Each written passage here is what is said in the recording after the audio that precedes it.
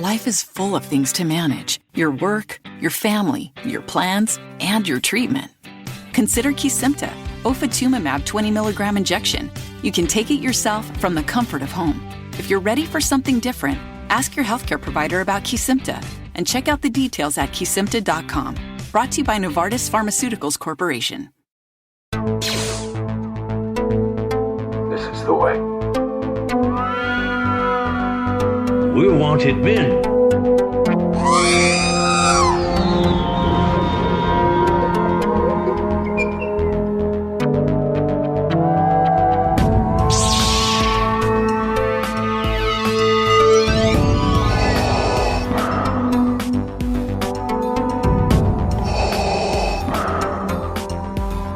I have spoken.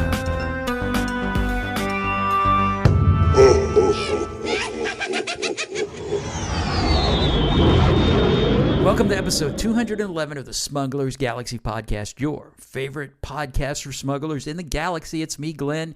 Jason's away, and next week we should be able to hear his awesome experience he had this weekend out of state. So anyway, because he's away, I had the crew from Second Chance Toys, Kelly, Chance, and Elijah come over to my house, and we did a little fireside chat, even though we're not a fireside, but we sat out on my back deck and talked for a couple hours about toys, how they got into collecting, the new toy show that's coming up next weekend, Toylanta. Actually, no, it's Joelanta that next weekend. Toylana's in the spring.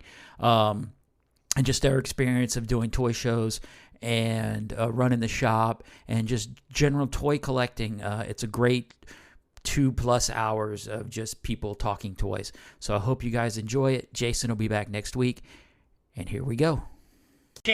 I'm trying to look up those stupid shoes, and they don't have them in my size anymore, Chance. See, that's what I said. They don't have it in a size 15. I was Right. like, why? Oh, They're all sold out. The highest that they went was 10.5 At the store. at the store. So, Right. Kelly's. Oh yeah, that's a 12 back. Oh wait, that's at Kelly's store. Yeah. How many? Wait, does she have any ones that might want? Does it back drop maybe? Are these vintage? Yeah. Oh shit. Technically, those are 1978 figures, but it's fine. Yeah, the men's 11 are $130. Yeah. Well, I suck, I guess. Wow. I was blessed with not big. I guess it's a bad thing I'm not a sneakerhead. See, that's what I'm saying. I was Right. very sad because they were like, oh, the highest they go in general is 13. I was like, I love shoes, dude. I can make it. No, I had found because I got like 90 pair of shoes. Jeez, I love they're shoes. always. But they had released the. Ooh. re-released the Andre Boba Fett. Agassi shoes. I really wanted those, and by the time you know about it, they're wrong. that prototype Black Series Pretty much. store. I didn't even know about these until we walked into the mall the other day. Oh, what's a mall? Chance has some Gambit shoes on today. Yes, he does. Yes, he does. I didn't wear my J's. Oh. I didn't know who the heck you were talking to. We He forgot we were recording a podcast. Sorry about that. My bad. talking to the people. So we got the guys from Second Chance Toys. We What's got up? Chance, Elijah, and Kelly. Elijah just came along for the ride. I did. Wait, it's well, context. I was actually supposed to be invited on, and then Kelly and Chance invited themselves. Right, So they were kind of sad that Yeah.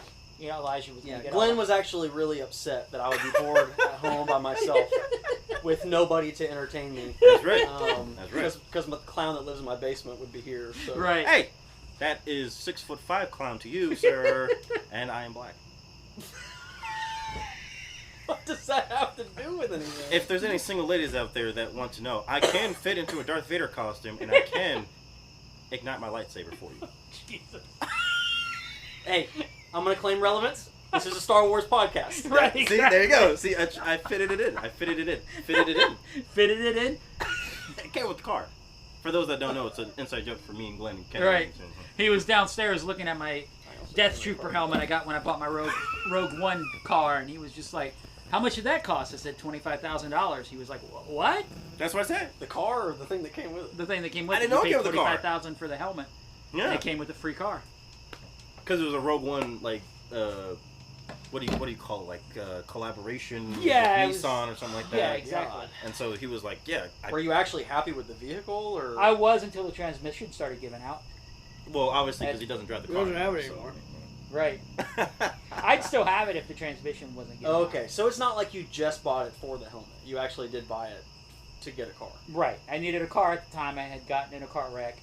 And we were looking to replace cars, and Mandy goes, look at Nissan. And I went, oh, crap. And she's like, what? I said, they made a Star Wars car. And she was like, oh, no. Yes. And a week later, I had it. That's what I'm talking about. You're damn right you did, Glenn. I sure did. Everybody give a round of applause. Yeah, everybody give him a round of applause. Yes, he got a $25,000. That's what we like to hear. See, all you gotta do is like have a big flex with that helmet. You don't even need to bring up the card. Be like, yeah, I have a $25,000 helmet. You wanna know why? None of your business. Because I said so, woman. Oh man, but Rogue One though, Yeah. I that's probably one of my. I think hot take. I think it's to me, it's one of the more boring ones in my opinion. Really? Wow. Yes, I've watched it, and then the only reason I stayed for it is because. The only reason why is because I am a big Vader fan. I've always been a Vader and Anakin fan, ever since I watched Episode 3 as a wee lad with my father, because my father was around in my life. For those that may not know, my father's Puerto Rican, by the way. So when he went to get milk, he came back. Yes, exactly. With some cigarettes for some reason, but that's okay. But when I first saw the trailers for Rogue One, were they Newports? Actually, funny enough, they were Marble Lights. Oh no, they were Newports actually. And then they upgraded to a new Marlboro. I don't know. I don't smoke cigarettes, man. Anyways, back to my story. Ask Kelly. He's got lung cancer. Oh, good. He smoked one earlier, actually. So you thought Rogue One was boring. I thought it was. When you first saw the things, why did you think it was boring? It just didn't it just didn't hit it for me. I guess I was spoiled with Episode 3 and watching like the visual spectacles that the prequel trilogy was in general. As well as probably like the Clone Wars TV show or the animated series, and I guess whatever else came out before then. Now because I was younger when I first watched it. No way. All right, fine. Glenn is old. He's in his late 40s, and I'm 20, so I'm a young guy. I guess whatever.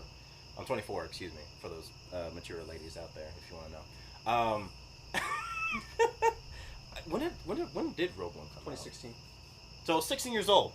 Wow. Okay. Wow. Yeah, that was sarcastic. Right. But when I first saw it, I was just like, this movie's boring. I mean, when I watch it now, I'm just like, okay, now I know like the significance of it because they're trying to get the Death Star plans. Right. But the only reason I even watched it in the first place is because when they teased Vader at the end of that one trailer, or was it the first trailer or the first teaser or something like that? I don't remember. Because all I heard was like the Death Star alarm sounds, and then you saw like clips of it and like all that stuff like that. I was like, all right, this looks cool.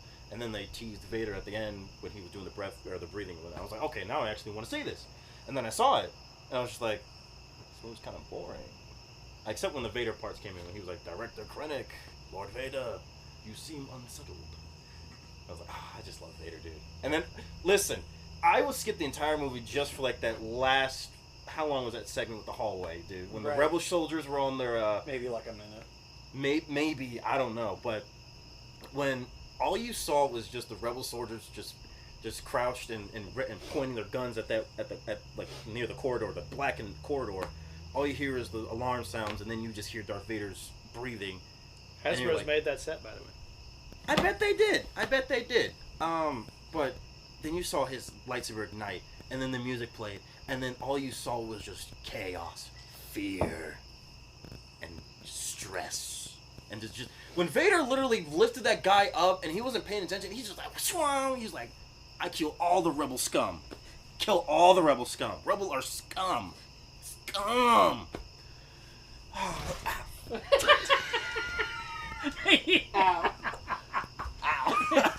Splinter too. I love the emphasis you added to that word. Scum. Ooh, Narayan, if you're listening to this, can you put it on a T-shirt? Rebel scum. Maybe not. It's Yeah, okay. it may Say get it just like that. it may get taken off of TV Public though. Well, you're... Oh, you got to make sure you have the S in the right place. Right. Oh no, I mean, you know how many stuff. We'll put stuff on TeePublic, and like a month later, I'll get it. Oh, we got it removed, and if it has like Baby Yoda or Mandalorian on it, they remove it. What? Why? Yeah, because it. Like copyright? Copyright, yeah. What? Fun fact for the listeners out there, I do have a shirt that has Glenn is banned image. Oh, on yeah, it, yeah, and it's very fun. Yes, I you enjoy can find that that. shit. You can find that on TeePublic. You still can. Yes, you you still can. can. Has it been deleted yet? I wear it at every Star Wars event I go to. I need to buy that shirt. I need It's a one. good shirt. It I really always is. want Glenn's face on my chest. You know, every time I wear it, I'm reminded of how magnificent of a man Glenn is. Like, every time we just see his bald head, I'm just like... I was there. I saw it happen. What a magnificent bald head. Yeah. Yeah, weren't you in line? Huh? Weren't you in line or something? I had gone out to my car to get something. I think. No. Me and Joel. There was a massive line going all the way around the thing, like 3 of the 4 walls of the building. Me and Joel went to a local toy store. And when we came back, the line was going down to where we could walk in. And we saw him bebopping out. And he's like, I just get kicked out. And we're like, what? He's like, they just kicked me out. See you later. Okay. Were you being escorted by anybody? No, not at that point. Oh, good lord. Did anybody? Me and Joel were like, what? Did anybody big or important like walk past you and go, "Who the heck is that guy?" I have seen a picture, and Jim Swearingen is walking toward. I'm walking away, and Jim Swearingen. That's awesome. Phenomenal. So anyway, how's the toy shop? Toy shop's good. The past couple months we've had some pretty nice numbers, but we kind of have like a little dead period between Dragon Con and Thanksgiving. So there's like a 2-month window where it starts to slow down and it really kind of dies down. We have 2 toy shows in that span also. We got Joe Lana that happens every September, and then we got Retro Toy Con that happens every November right before Thanksgiving. So not just the fact that we have slower rate of consumers, but we also have to prepare for 2 toy shows within a couple months of each other. It's a lot, right? But I'm back it's in a the lot, store, but so it's it cool. It's cool though. It's fun. Yeah, exactly. So. And I'm back in the store, so that's all cool. Well, you're good, and you're there until mommy and daddy calls. Well, I mean, it's for my betterment of my future. School and college and new car. I got a Tacoma, by the way. They said, yeah, you're getting a big truck. I was like, yes. I don't have to drive in my ex's. Are family you going to vehicle. take your girlfriend out to the lake when you're done with? I don't have a girlfriend. By the way. I don't. No, of course not. I mean, wait. When I get one, if I get one, Is it going to be? Yeah, big if. You're going to throw Hey, some. man. You're going to throw some sleeping bags in the back and go out to the lake. Yeah, actually, I can't tell if you're joking or being sarcastic or not, but I'll Make take it a that Back as to the serious. Future reference. Yes, it is a total. See, okay, well, Gotcha. I'm not that okay, well, fair enough. But I mean, in all seriousness, I I would. needed that car. Because it's a beautiful place. I had your car towed all the way to your house, and all you got for me is light beer. What? So you're saying that your mom's gonna call you one day? And, My dad, and, more so likely, but yeah, sure. and take you away from me? Is that what you're saying? I live in your basement, man. I know. You can come see me anytime you like want. it. I like you living in my basement. I don't like the way you said that. Stranger Did danger. he make you put lotion on? Cocoa butter, but yeah. Hello, Clary. Oh my god! I'm scared. Oh, speaking of which, okay, funny story, right? So I used to have I might still actually have this weird thing about me. You know what I'm about to tell? The story about to tell? So I have a problem where I like to sleepwalk sometimes. I did it with Pop, and Mikey was upstairs. And I walked up the stairs. I literally looked at Pops and Mikey because they were on the couch, and apparently they looked at me because they told me what I did. And apparently I did some weird things. I might have used some colorful language and may have used some expressive hand sign language, I guess. I don't know. And then I just collapsed on the floor. I got back up, ran down the stairs. I fell. And all you see was me like this. Mikey said it would look like this at the bottom of the stairs. He was all contorted because this is a audio. Yeah, I like how you're acting all this out and there's nobody on camera Oh. to see you. Well, I mean, Glenn's right. He hasn't. Right. You know what my reaction would have been if I would have saw you run up the stairs like that? Yeah, I don't want to know, actually. He cannot do that! Shoot him or something!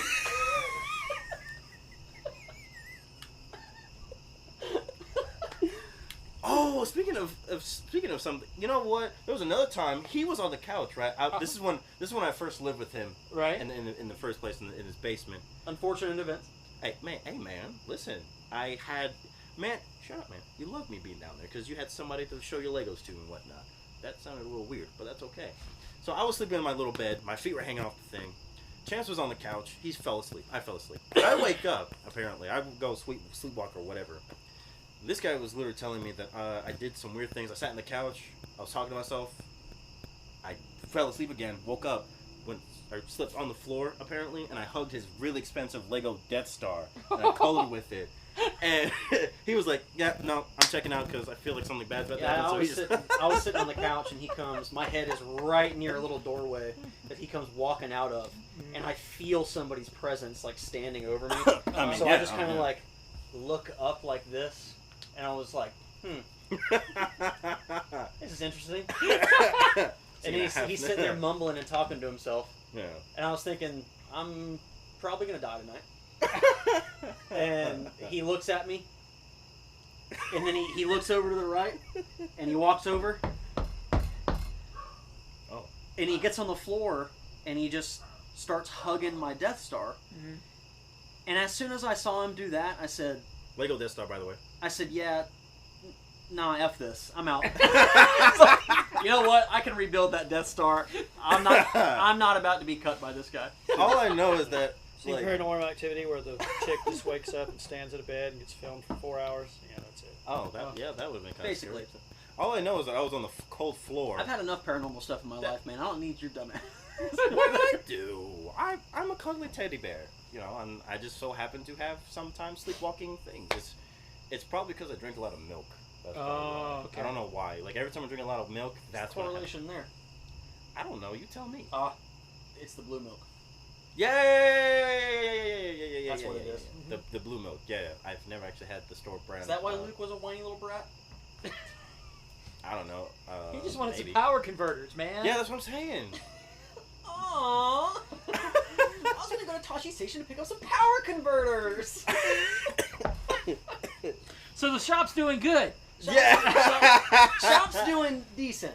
I think we had a well enough summer to where it'll make up for a little bit of lost sales during the fall months. Yeah. But it picks up almost right after Thanksgiving, so we're fine. It's Christmas time. I think Christmas sales, it picks up. Phenomenal. So just great. all good. Right. All good. I got a question, and I'm sure you guys have hit on this multiple times. But I'm not sure if you ask all of the guests or whatever that come on the show, what got you into Star Wars? Like, what was the big thing? What's your reason to love it? Ooh, well, I mean, it's from when I was a kid. It was a thing to like when you were, and then got out of it for a while.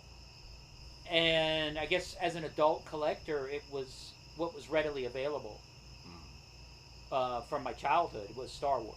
All right, so you were probably 2, 3 when Episode 4 came out, when A New Hope. Yeah, I remember seeing Return of the Jedi in the theaters. Cool. And I had the Empire Strikes Back was the toy line I had. So it was like 45 years ago or something like that. Yeah, something like that. Like 10 years ago. Yeah, totally. But yeah, I remember waiting in line to see Jedi, and remember freaking out and not understanding. Oh, excuse me. How makeup worked, and like, why does that guy not have an ear when Vader took his helmet off? And then my dad had to explain to me what makeup was and how they used it. They can use it to do stuff, hide things, and it was just always there. So you're born in 74? 75. Yeah. So, Return of the Jedi comes out, and you're 9 years old, and I'm sure 8 years old. I'm sure that was great, but. And then, you kind of start to get, once Droids and Ewoks fizzles out, you kind of start to get to that age where it's not necessarily about toys and cartoons and movies and stuff. You're starting to get into girls, and you kind of phase out, and you get into something different.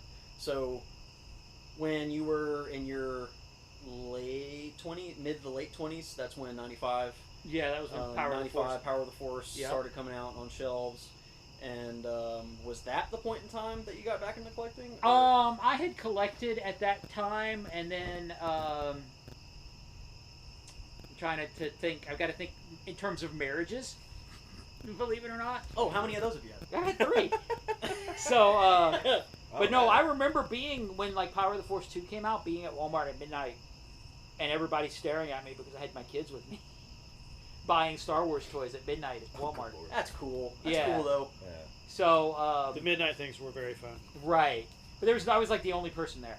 It wasn't as, I guess my local Walmart didn't do as big of a thing as like the Toys R Us did. But yeah, I had a decent amount of those. I remember, you were looking and you're buying, and it was when you start because there was a mall in Gwinnett, which is now it's more of a Hispanic mall, but they used to have toy shows and card shows, and you'd go.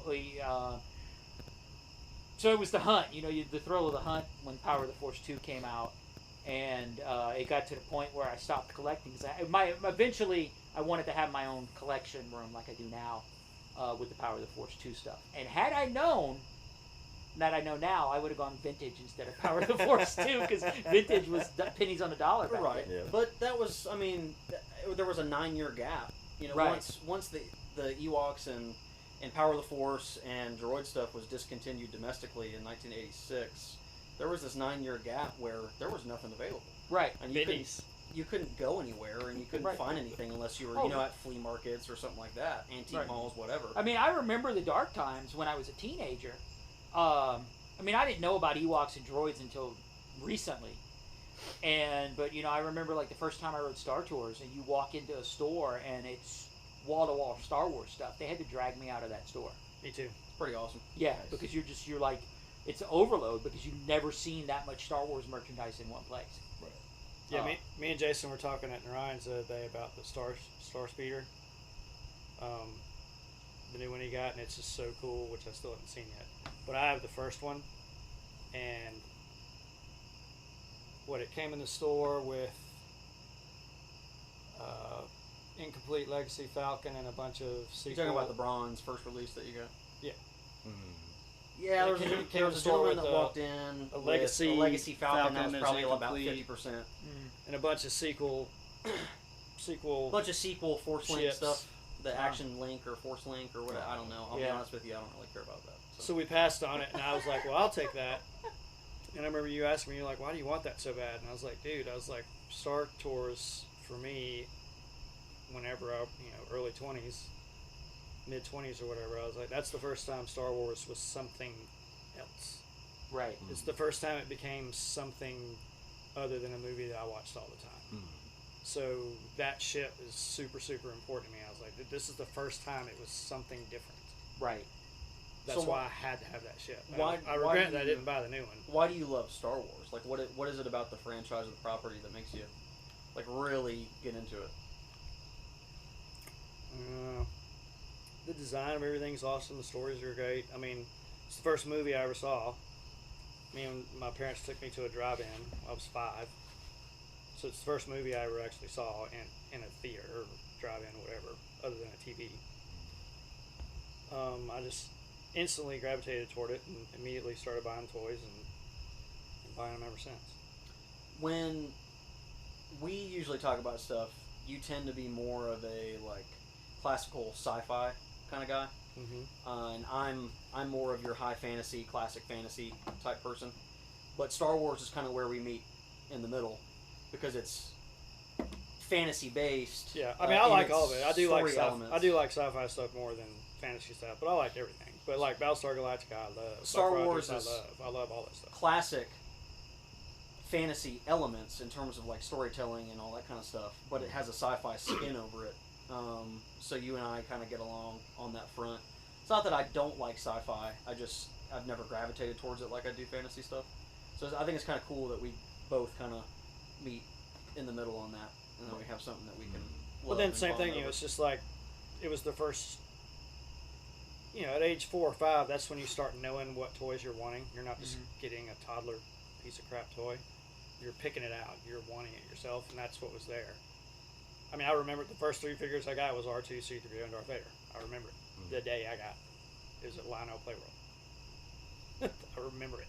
Like, it's in my brain. That's pretty cool. Awesome. I mean, I'm the The same. big row of hundreds of Star Wars figures, hundreds of those 12 Star Wars figures. Those are the first 3 that I got. I'm kind of the same way with like He-Man. When Masters of the Universe came out, that's sort of the toy. I mean, I still love my Star Wars. Well, when Masters came out, you remember like seeing that in the store for the first time and being like, "Holy crap, this is awesome looking." Holy crap! Look at all these half-naked, oily dudes. Right. Man, why you gotta do that? Why you gotta do that, man?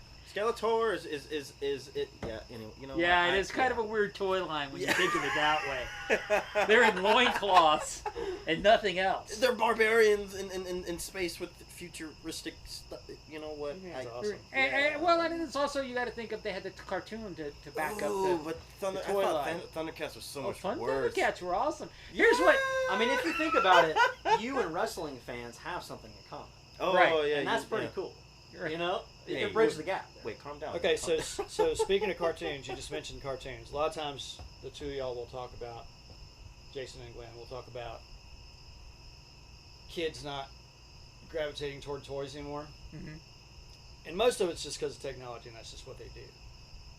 But to me, the biggest thing is there's not media behind it all.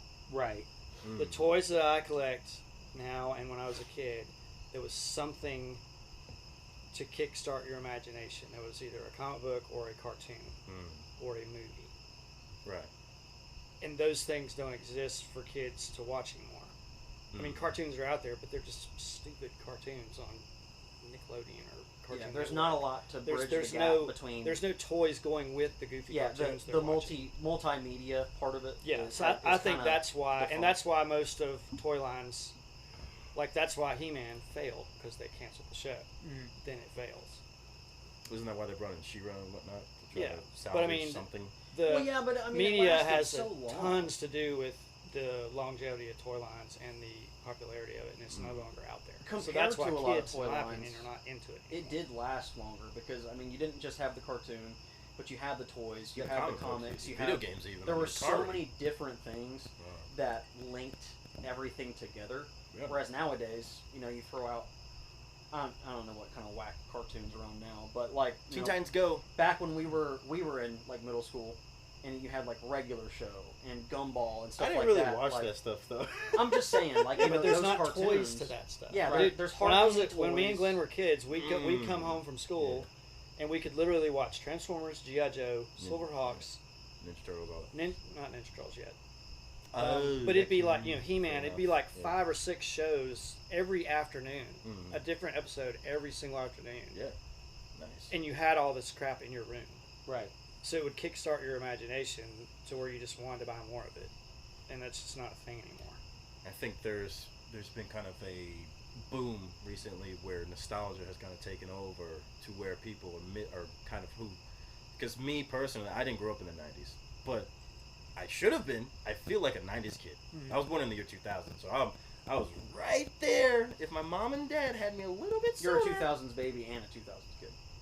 essentially, yeah. But I grew up more with 90s things because my father raised me right, of course. He, Right. you know, he showed me old cartoons. He showed me, like, I remember what was that one cartoon on Hanna-Barbera with Thundar the Barbarian. Thundar the Barbarian. No, I didn't even know what that was, but my father was like, "This is what I grew up And I on." bet you were watching it on Boomerang.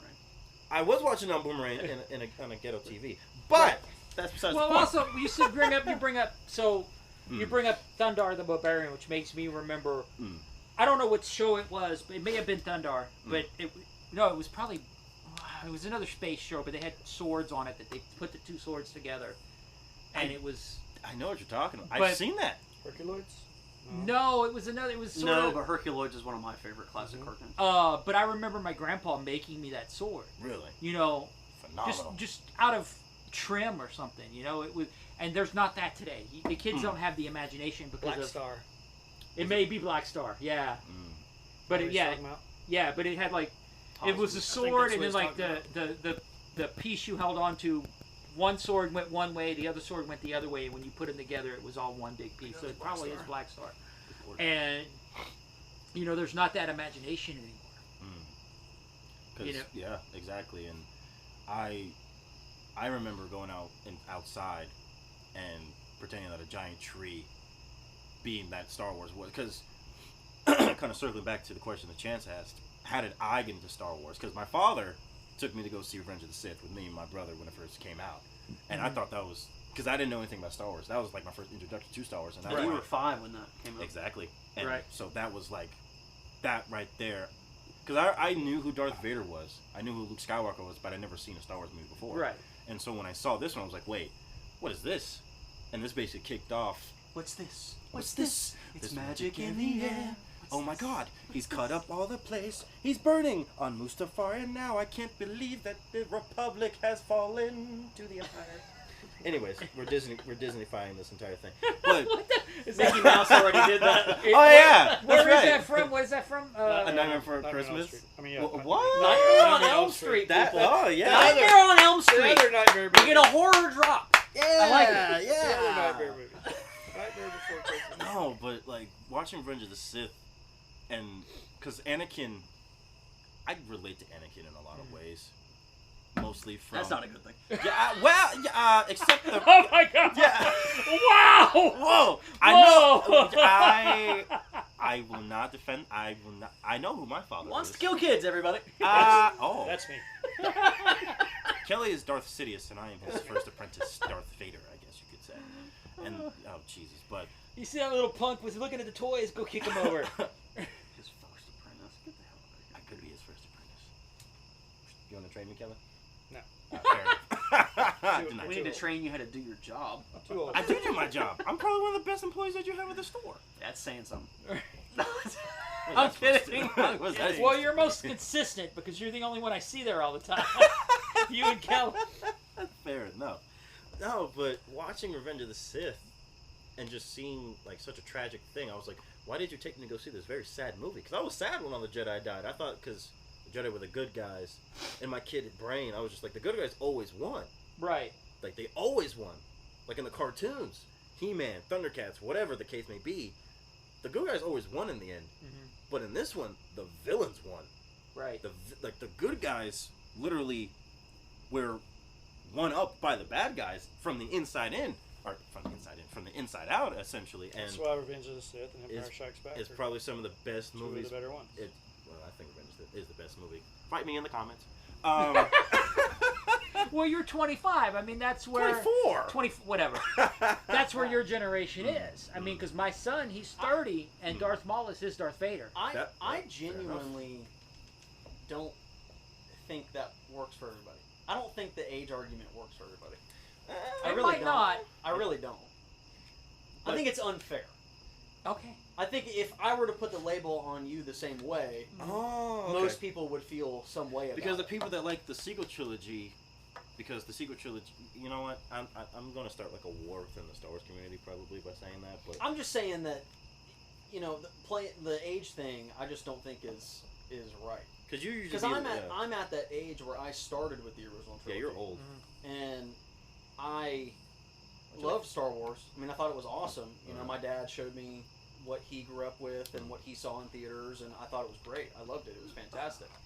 But it wasn't until Episode 1 came out where I realized, oh, Star Wars is deeper than just this one group of characters. Right. It can be this big world. And then Episode 2 came out, which has so many important parts of the franchise in it, and the origins for so many different things, and you see the inner workings of so many different plans and whatnot take place.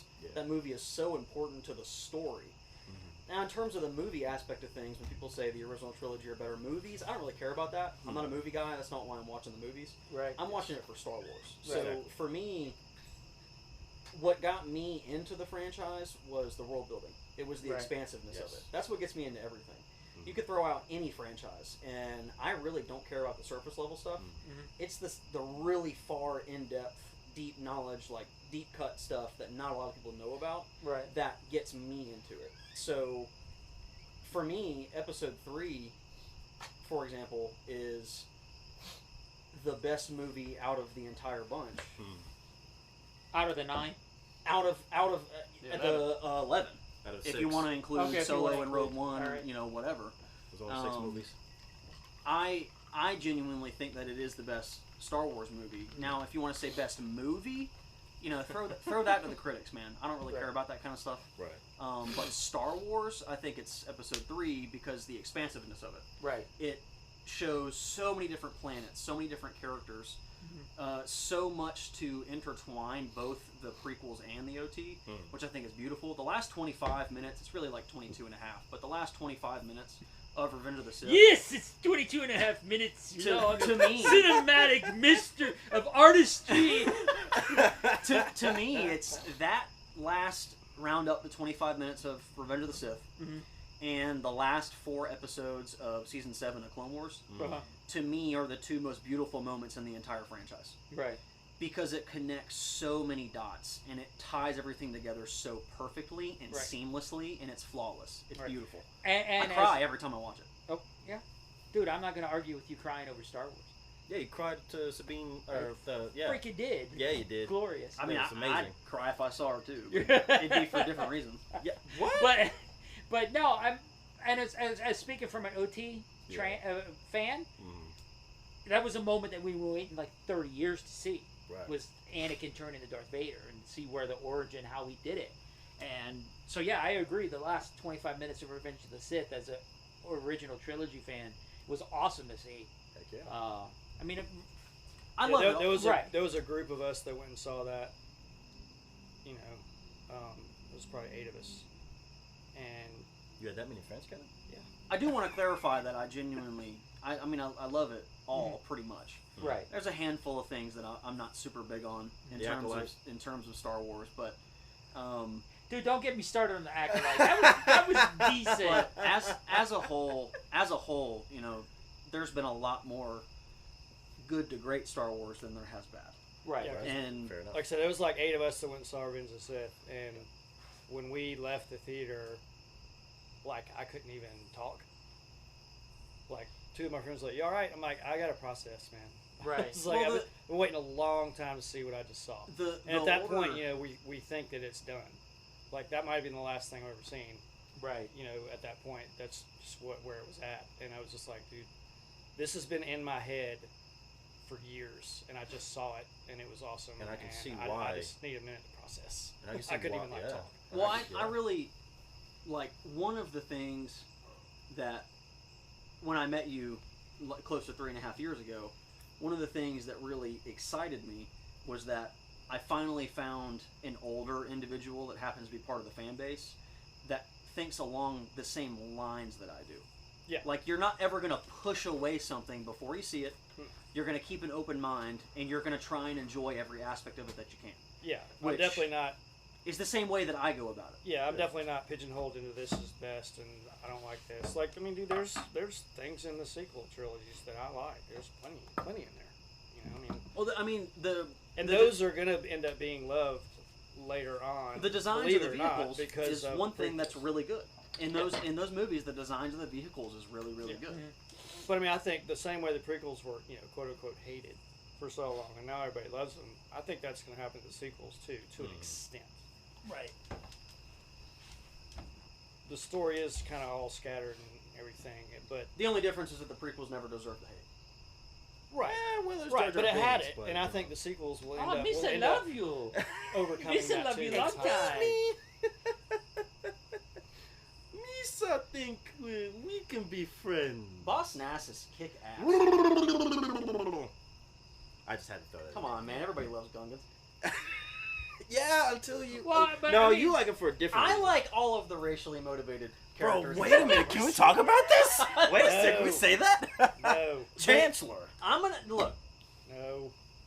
You can cut that part out. But I will say that one of my favorite races in Star Wars are the Nemoidians.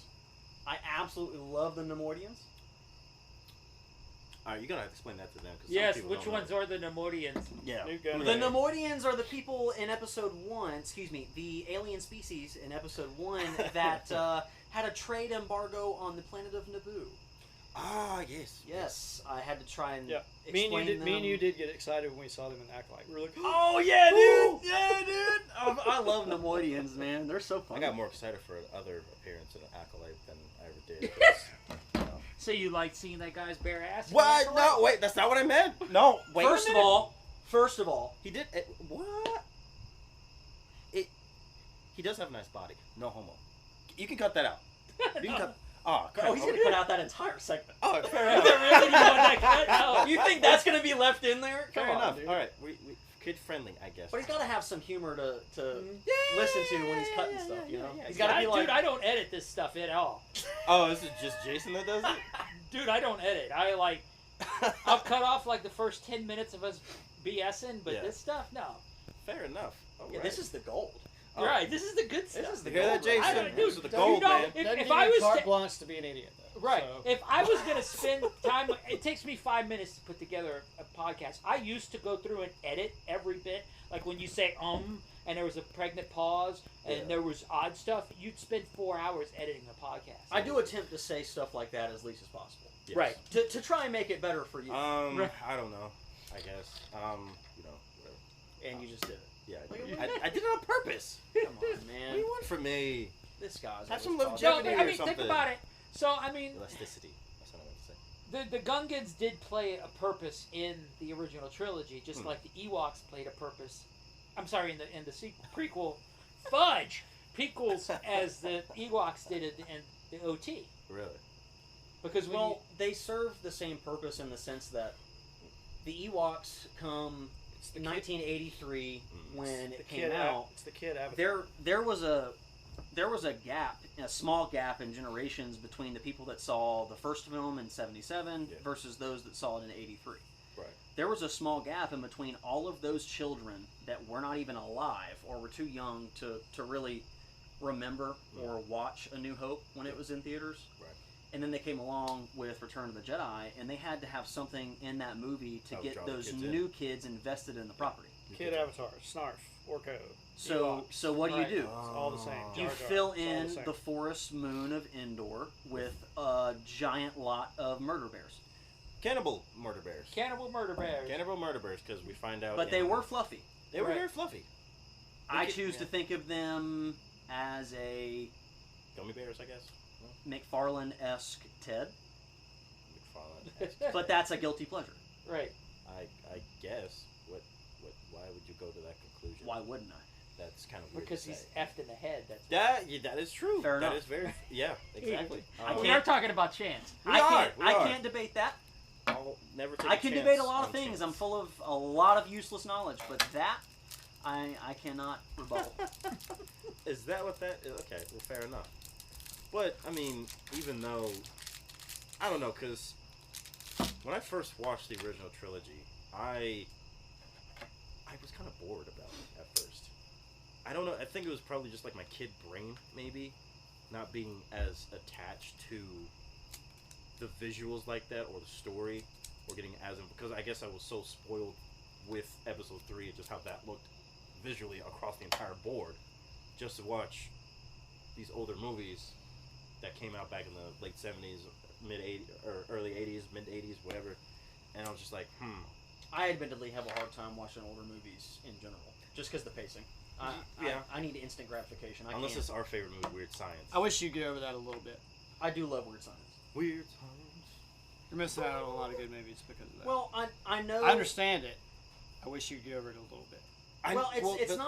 It's not that I'm not over it. It's just that show me something that catches my attention within the first 30 minutes, and I'll sit around for it. Like if you put on Monster Squad, I know you know that But movie, Monster Squad. Like, I if you can't put on watch a that movie, if you put on a movie and I'm bored 30 minutes into it, I cannot watch the rest of it.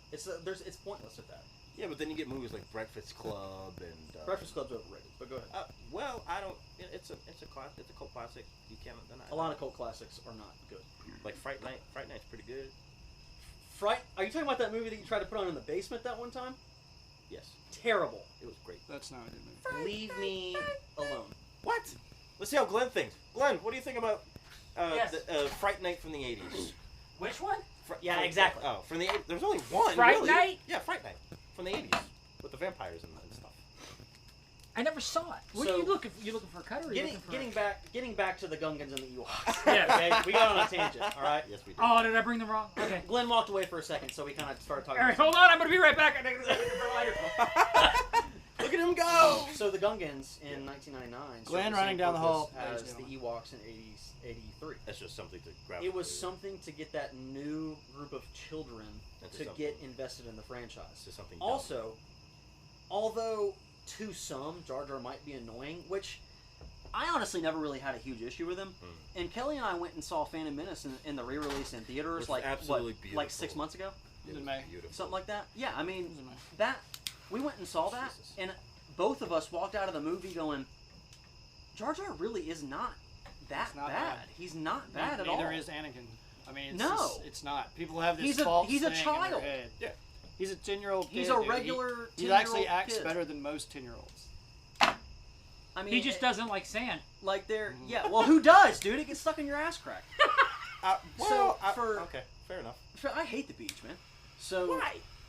And, all right, I'm going to get Jar Jar is actually incredibly important to the story. especially when he becomes an ambassador and basically. Well, so was an ambassador, or does he become like a? well, the planet of Naboo had to have 2 delegates, one for the natives, the Gungans, and one for the humans that were resident on the planet.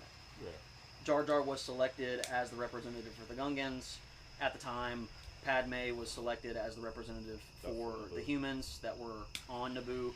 So you had 2 portions of that political essence on that planet that were involved directly within the Senate. You And had- he was the reason why. Finish your thought and then I'll finish. you had 2 people that Palpatine had the opportunity to manipulate. Because Sheev was the... I can't remember the position, but Sheev Palpatine was the absolute head of Naboo at the time. Yeah. Okay, so he gets elected over Chancellor Valorum to become the new Chancellor. Yeah. And he had 2 opportunities to manipulate that entire planet. Yeah. Well, who's more easily manipulated? The Gungan. Obviously Jar Jar. Which yeah. Okay, makes sense. so Jar Jar actually played a very pivotal role in the manipulation of the Senate. Yeah. Because he's not strong-willed. He's not strong-minded. He Another guts. thing. What am I saying? Another thing is that by having him directly related to the Galactic Senate, he got to voice his opinion for every single member of all of those boards to hear. Oh Lord. And he's directly related to the planet that Sheev Palpatine is from. Fair enough. And he's the reason why everything went to shit. He also Fair enough. was was sent on plenty of Missions tasks in the to Clone go Wars. to specific planets, usually water-based planets, because he's a water-based species, like Rhodia, for example, in the Clone Wars. He was sent to a lot of planets to delegate, and a lot of people, or aliens, or whoever, a lot of beings considered him to be a easy to deal with character, because he wasn't super stubborn. He wasn't, he was very laughable, whimsical. He was just easy to deal with. Fair enough. So you're talking about EU books? Or? Well, I mean, Clone Wars, you Clone see Wars, it. okay, You see it in the Clone Clone Wars, Wars, okay. but It's been a minute since I've seen Clone Wars. yes, I am fairly confident that there were some in Legends material that you could probably go. Well, and I also burned through Clone Wars because I would not watch season 7 until I saw everything. Oh man! But did you watch it in the right order? Oh my God! No, Here we I go did again not. with this. Oh, Jesus. all man. right. Hey, look. I can't. I mean, to your credit, Chance, There it are makes sense. some episodes that would make a lot more sense to you because there's a lot of jumps, time jumps, especially in the beginning. Because when they were coming out with each episode, so Filoni, when he was talking to Cartoon Network about the property, Cartoon Network said, "Well, you got to make a pilot." So he made a pilot, but the pilot was actually an entire story arc. Well, Cartoon Network pretty much gave him this crazy bomb and said, "You know what? You got enough material. Let's put the pilot in theaters. Let's put the pilot to your cartoon in theaters and let's see how it does." And that's why you have the theatrical release of Clone Wars. Fair enough. That was supposed to be the pilot of the entire show. And instead, they combined the story and they just put it into one movie in theaters, and that's where you get, the bombshell of Ahsoka and all that kind of stuff, and it, it threw people for a loop. But Is that the one that's shot? Shit. It's done weird. the animation, animation's totally different. yeah, okay. So this is why the animation's weird. Mm-hmm. Cartoon Network gave him a timetable that was too short for him to finish the actual look of the show. Okay. Like the look of those episodes. So they said, you have this amount of time, you got to compile all these episodes into one theatrical release, which was like an hour and a half or whatever. I think it was a 4-episode arc, and It was either 4 or 3. and that's our movie. It's very Poof. marionette looking. That's our movie. And he went, well, you're expecting me to do the impossible. And they said, well, make it work. So, and he made it work. I mean, it got to theaters. Yeah, I mean, it looked a little bit weird, but most of season 1 and, halfway through season 2 looked a little strange because it was kind of the same wrap. That he didn't have enough time for, like, full episodes to kind of be finished. In terms of the look, obviously the writing and the stories and characters and all that kind of stuff, they were fine, but the animation, it takes a little bit to get into, but so does Rebels at first, and it kind of gets its niche and it finishes its look, and it's. I may be thinking of like the shorts, because the shorts they were totally different than. You're talking about the original season 7. No. The movie is the one with the babe, Jabba's Rob. kid. Yeah.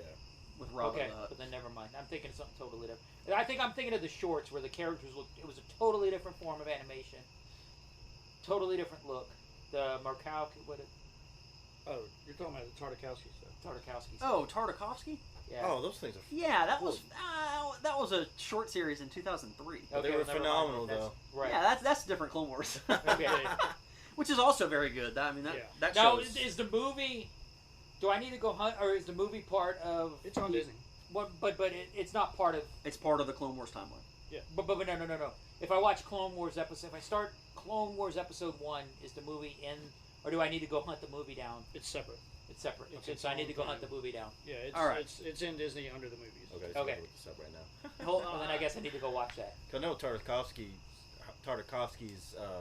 his Clone Wars shorts. They were supposed to kind of hype up the Revenge of the Sith movie coming out.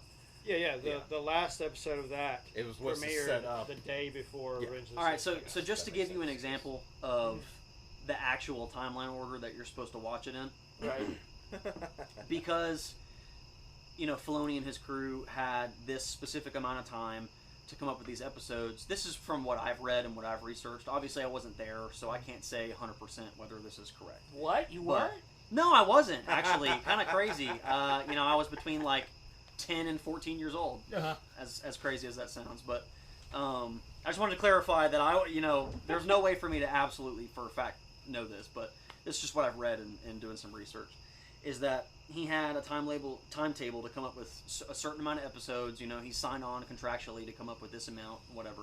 Well, each consecutive season, he would realize that a story either didn't have like an exact start or a concrete finish to it. Mm-hmm. So he would go, oh crap, well we have to make an ending to that story arc. So he would go back and he would do an ending for an episode that came out in season 1, but it happened in season 3.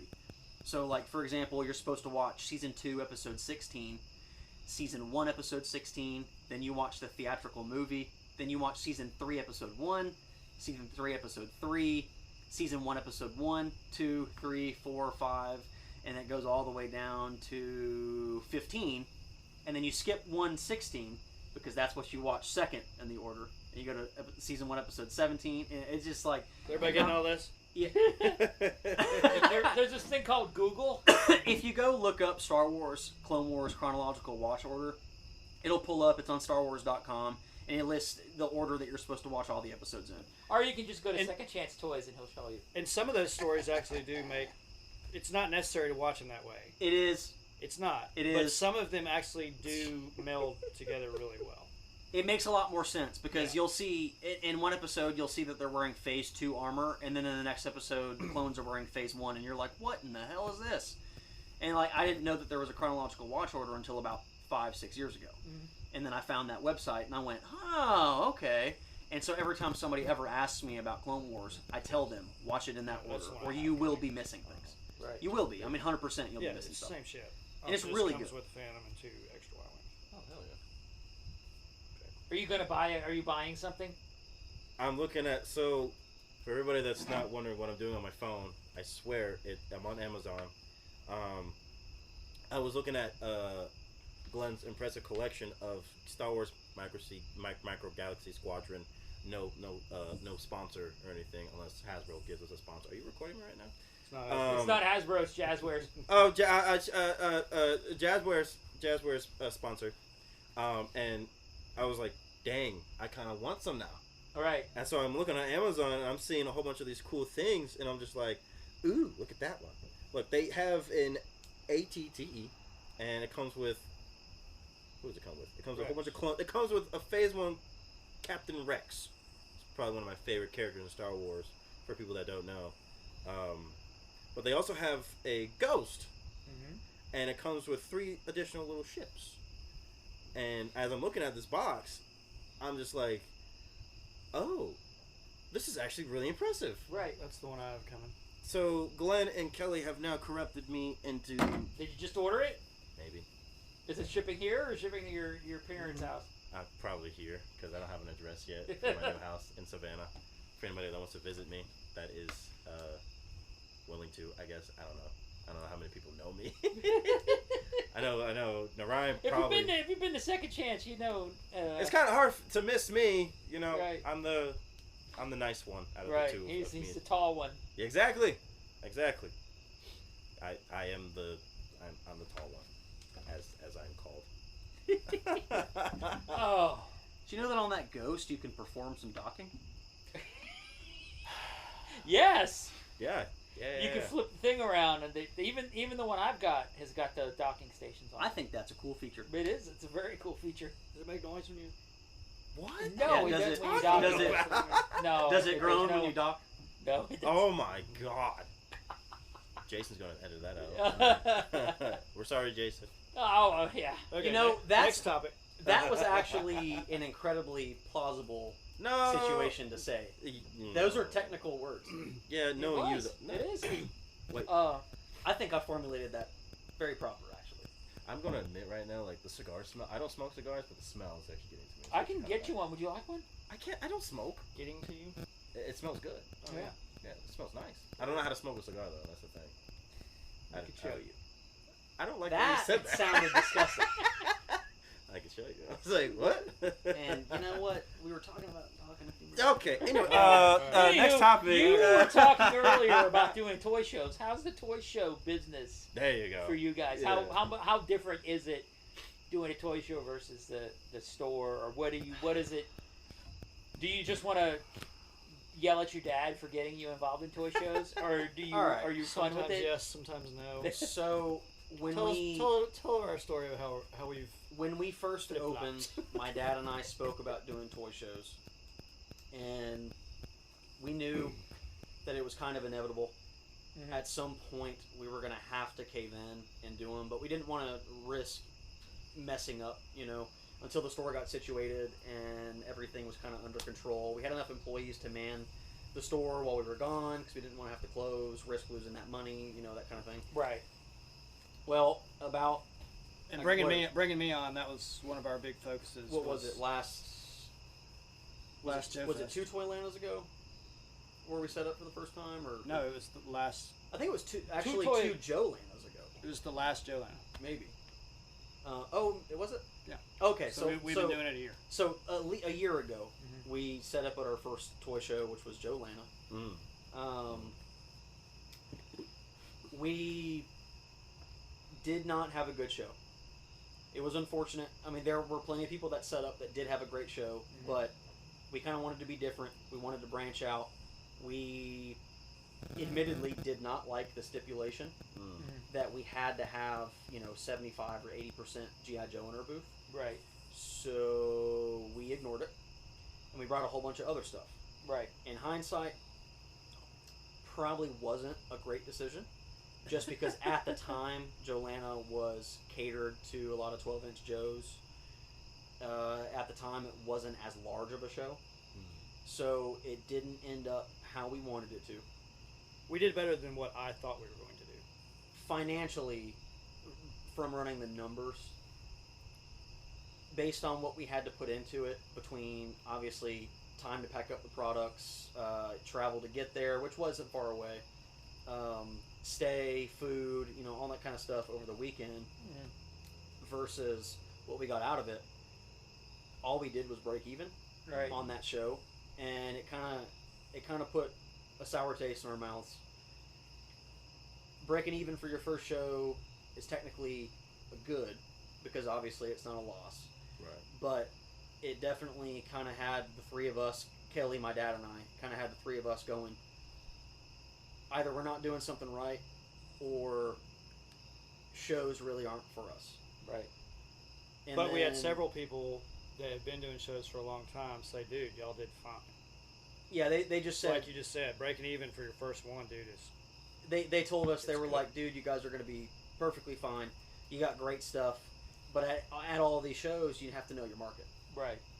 And, you know, because we ignored that, we failed. In my mind, we failed in the first show. And then we went to Retro Toy Con in South Carolina. We didn't set up, but we went, and we kind of were surveying everyone's booths, kind of taking a look at what everybody's buying. Because a lot of the clientele that goes to Retro Toy Con is a lot of the same clientele that goes to Joe Fest and Toylanta. So Toylanta was our next show, which is in March every year. Now owned by a buddy of ours, Toylanta and Joe Lana, owned by Brett Barton. Right. And this Toyland, this was your last Toylanta, or the Toylanta before last? Yeah, this past year. This was this past Toylanta. Okay. That was our second show.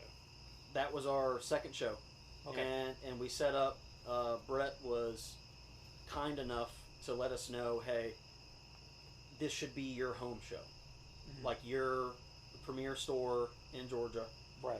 You need to treat this as if it were your show. You know, you guys should always try and be front and center. You need to let everybody know, like, welcome to Georgia, thanks for coming to see us, all that kind of stuff, which we do anyway. Right. My dad and I are pretty fluent in customer relations in that kind of way. So that was no big deal, but he also made it a point to let us know that he thought we were important enough Right. to attend all of his shows and to make us feel like he really wanted us there, which was really cool on his part, and I really appreciate him for it, for sure. And we ended up getting a booth after a small mishap. We ended up getting a very nice booth,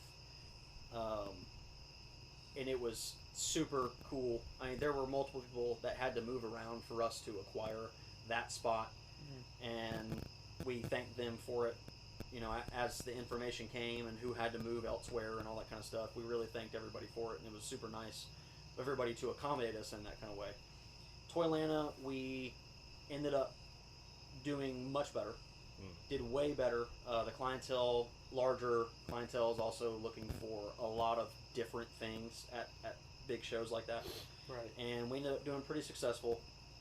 We hit not necessarily the mark to have a fantastic show, but we made the mark to have a great show, which was awesome.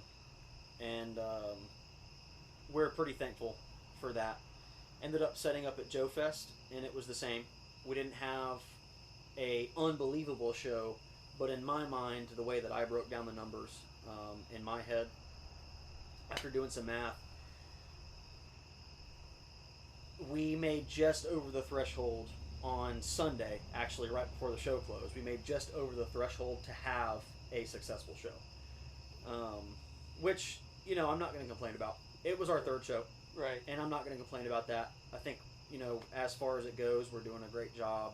Obviously, there's always room for improvement, but we're thankful to be in the position that we are, and we're just happy to be there, to be honest with you. Having fun's more important than making all the money in the world. Right. So. And this year's Joe Fest felt less attended. It was. Yeah. It was. It was definitely less crowded. There was another big show in Texas. Yeah, JoeCon, right? Yeah, I think it was in Texas. There was a big major show that was in Texas, Wow. so people probably split and went to both, or went to one or the other. So that's why the numbers probably weren't as good as normal. So the reason that we say that is because on Saturday, typically, as soon as those doors open, which is 9 a.m. for the early birds, as soon as the doors open at 10 for all of the regular attendees, from 10 to usually about 1 or 2 o'clock, you usually can't even move in the aisles. Right. Yeah, I mean, you have to scrunch up your shoulders and get around people, and it's kind of a pain in the ass. Right. I mean, normally at Joe Fest, I can't walk it. I get about halfway through, and then it's lunchtime. Right. Well, because it's crowded and there's people, and You get a lot more people stopping you and talking to your friend. The more friends you make, the harder it is to do a show because you end up talking to people more than you do see the show. This year, it never reached that point. Right. You never ran into anybody in the aisles. I mean, you could walk those aisles as free as you want, and you could walk the whole thing in an hour and see everything, and it'd be perfectly fine. It's kind of odd, a little bit odd. There was definitely less attendees this year, but I still think it was a great show. Right. Oh, yeah. I mean, there were tons of great stuff on the floor. Right. Like there usually is. Right. And that's what gets me. I mean, we'll get into Toylanta and Joelana here in a minute, but I look at Joe Fest and I look at what Brent is hopefully bringing, and I hope he can make that show our local show. So we're pretty close to it. To our knowledge, obviously, we're not apt to disclose certain specifics, but to our knowledge, because Brett usually does a pretty good job of kind of keeping us in the loop, seeing as how it's our quote home show, and he wants us to be a pretty big part of it. He tries to do his best to kind of like let us know what's going on, and for example, because the information's already out, it's not a big deal. Right. But we knew the location that it was going to be in probably about 3 months before everybody else did. Right. And it was cool because we kind of got a sense for, okay, how many vendors are going to be there, who is going to be there. That's really important. The specific vendors that are going to be there. Because there's a lot of vendors that are pretty well known in the toy community. And if they show up at a show, then people kind of know it's a big one. Right. And we're fortunate to know a lot of the vendors that are going to be there, which I don't know if that information is openly disclosed or not, but a lot of big names in the toy community as far as vendors go. Very cool to be wrapped up in that knowledge, and to what I can say, because I'm not positive. Right.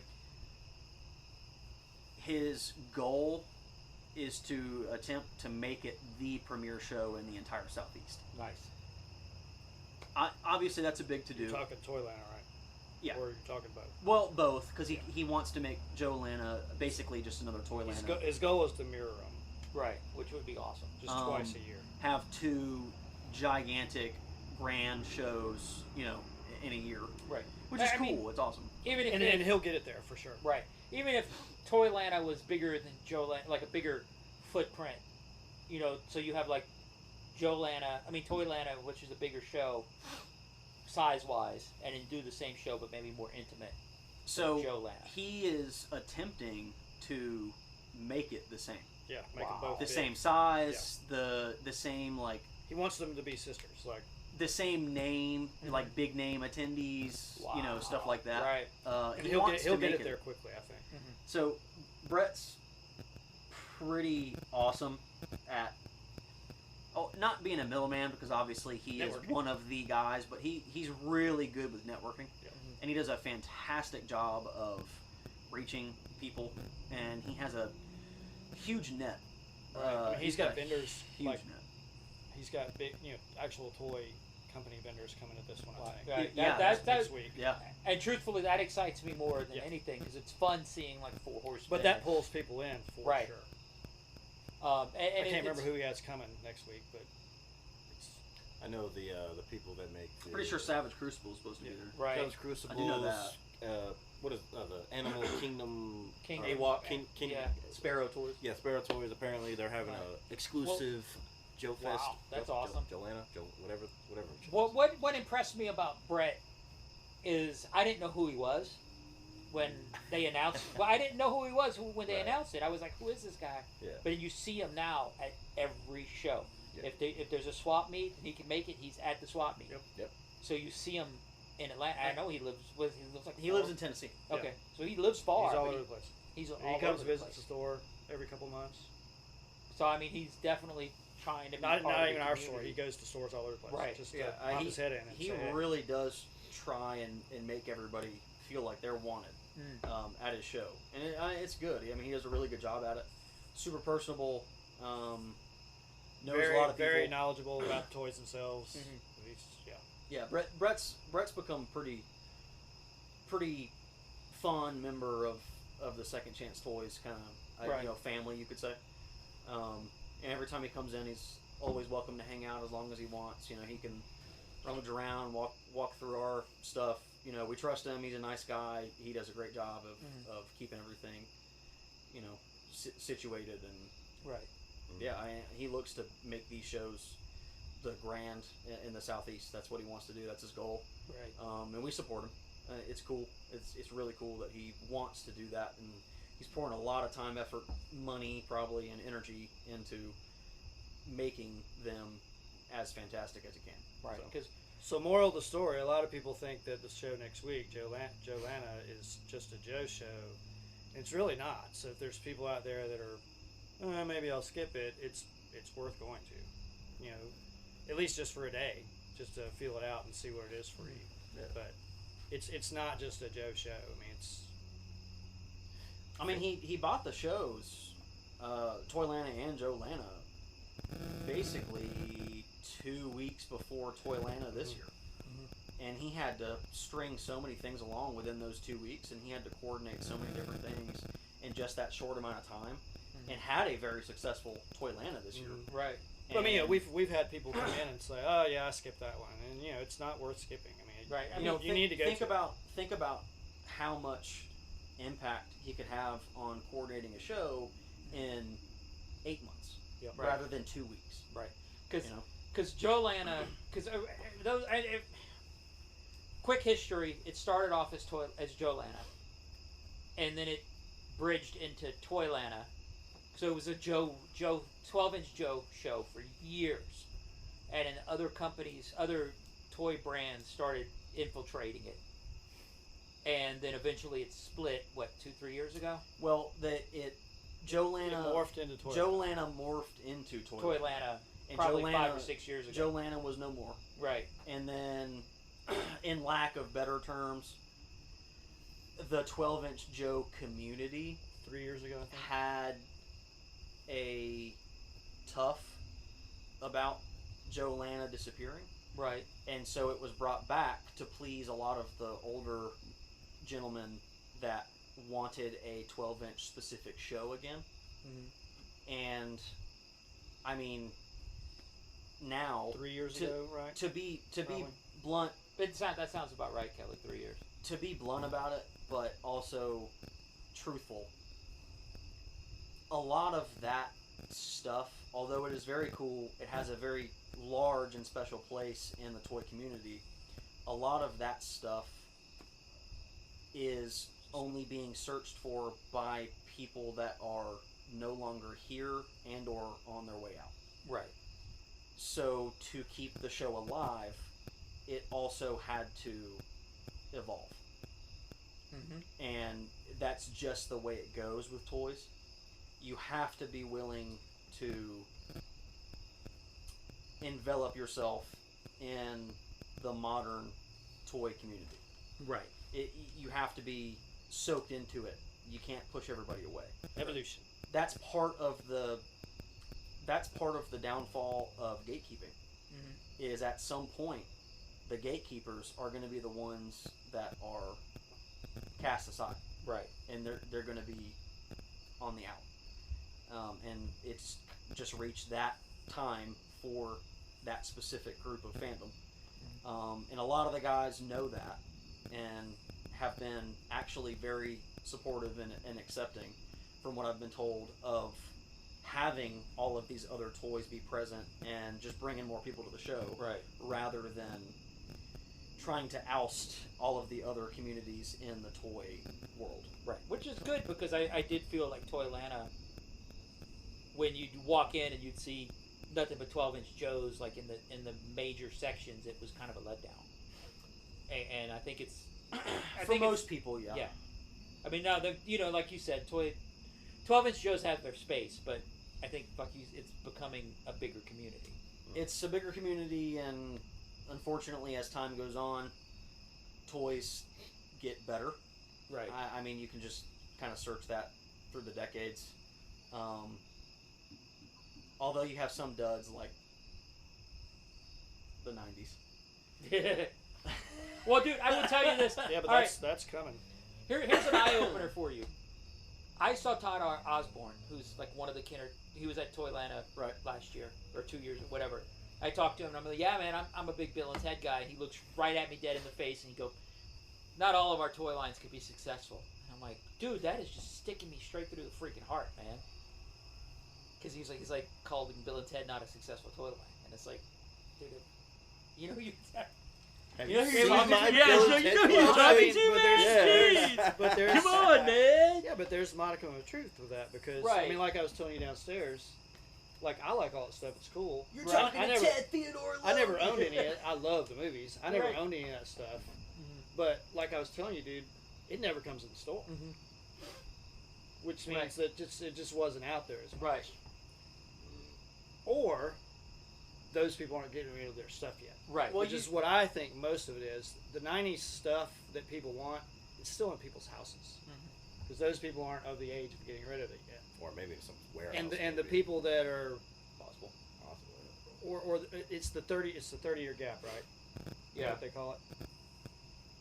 The 30-year toys come out, 30 years later you now have disposable income. So that is Right. about to happen to the 90s kids. All I the think it might guys be 20 Is it 20 20? or 25 year gap. well, whatever that gap is, that's coming soon if it's not already here with the 90s stuff. It's already- That's- it's that's already why, here.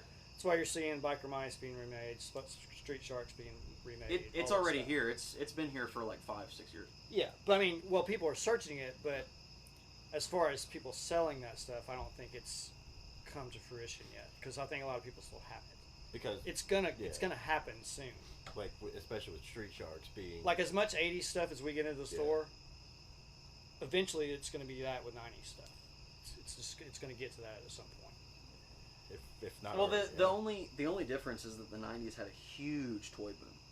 So the successful lines from the 90s, I mean, there's just so much of it out there. It's so plentiful. Yeah.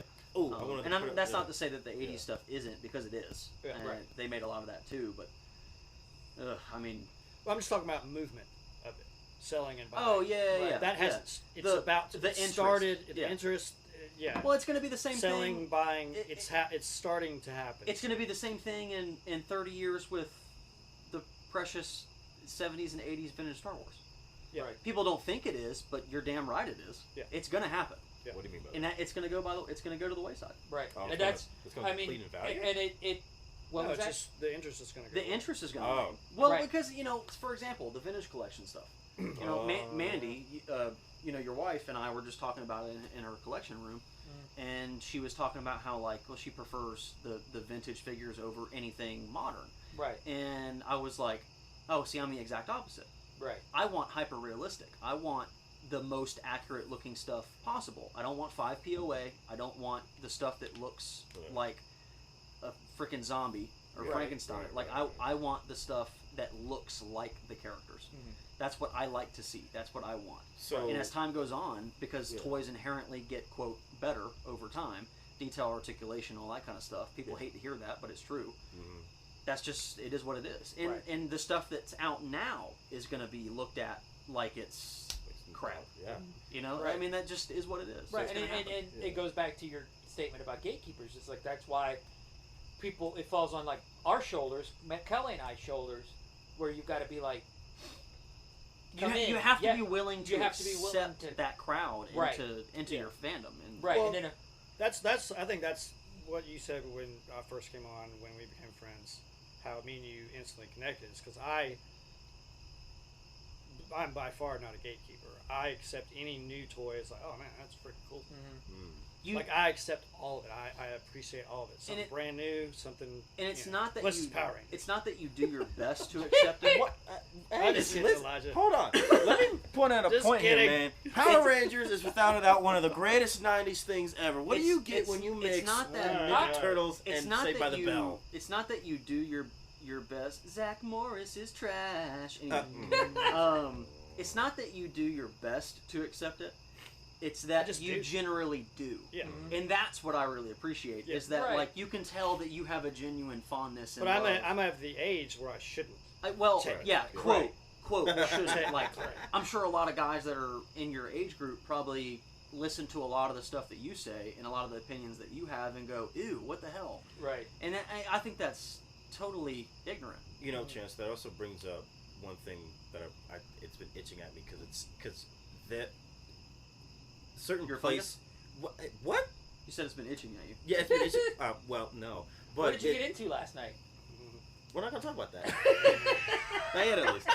But the Motu origins line, I think has been probably one of the, mostly because of one specific playset that they made. It was like, for sure, it was a crowdfunded thing, sure, because it's a massive freaking thing, and I mean, massive freaking thing. Sorry, Jason. And obviously, it wouldn't survive on toy shelves because of just how massive it is and how much it would cost nowadays versus how it was back then. And of course, I'm talking about Eternia, right? Or Master Universe Eternia. And I remember when somebody that I think mostly Chance and Kelly know from Toy Swaps and Toy Shows. I'm not going to say her name for obvious reasons, but I remember Chance specifically was talking to me about it because they announced it. They showed off all the detail. They showed off how big it was. They showed off all the re-engineering that they did with it because obviously finding a vintage Eternia complete is, what would you say, Kelly? It's not impossible, but it's very difficult. Right. It's almost impossible. It's almost impossible, exactly. And I remember when Chance, because I walked into the store one day to get ready for work and whatnot, and Chance was like, hey, so a friend of mine that we usually see at the swap meets, you know who she is.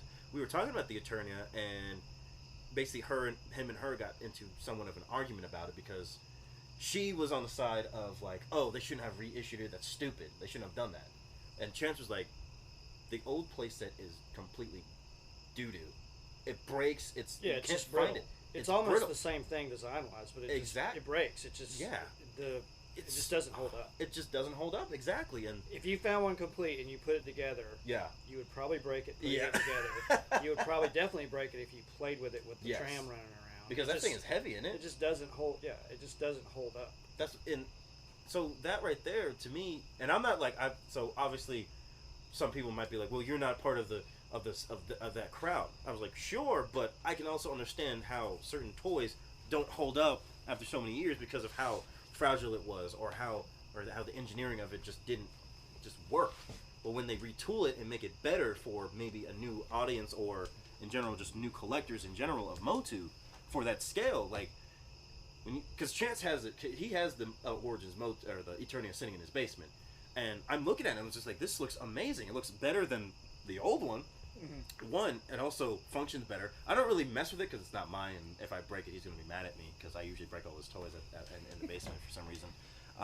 But it kind of just goes back to what you guys are saying about like how, and what Chance was saying, like I would rather have an old toy be redone in more modern technology-wise for toys.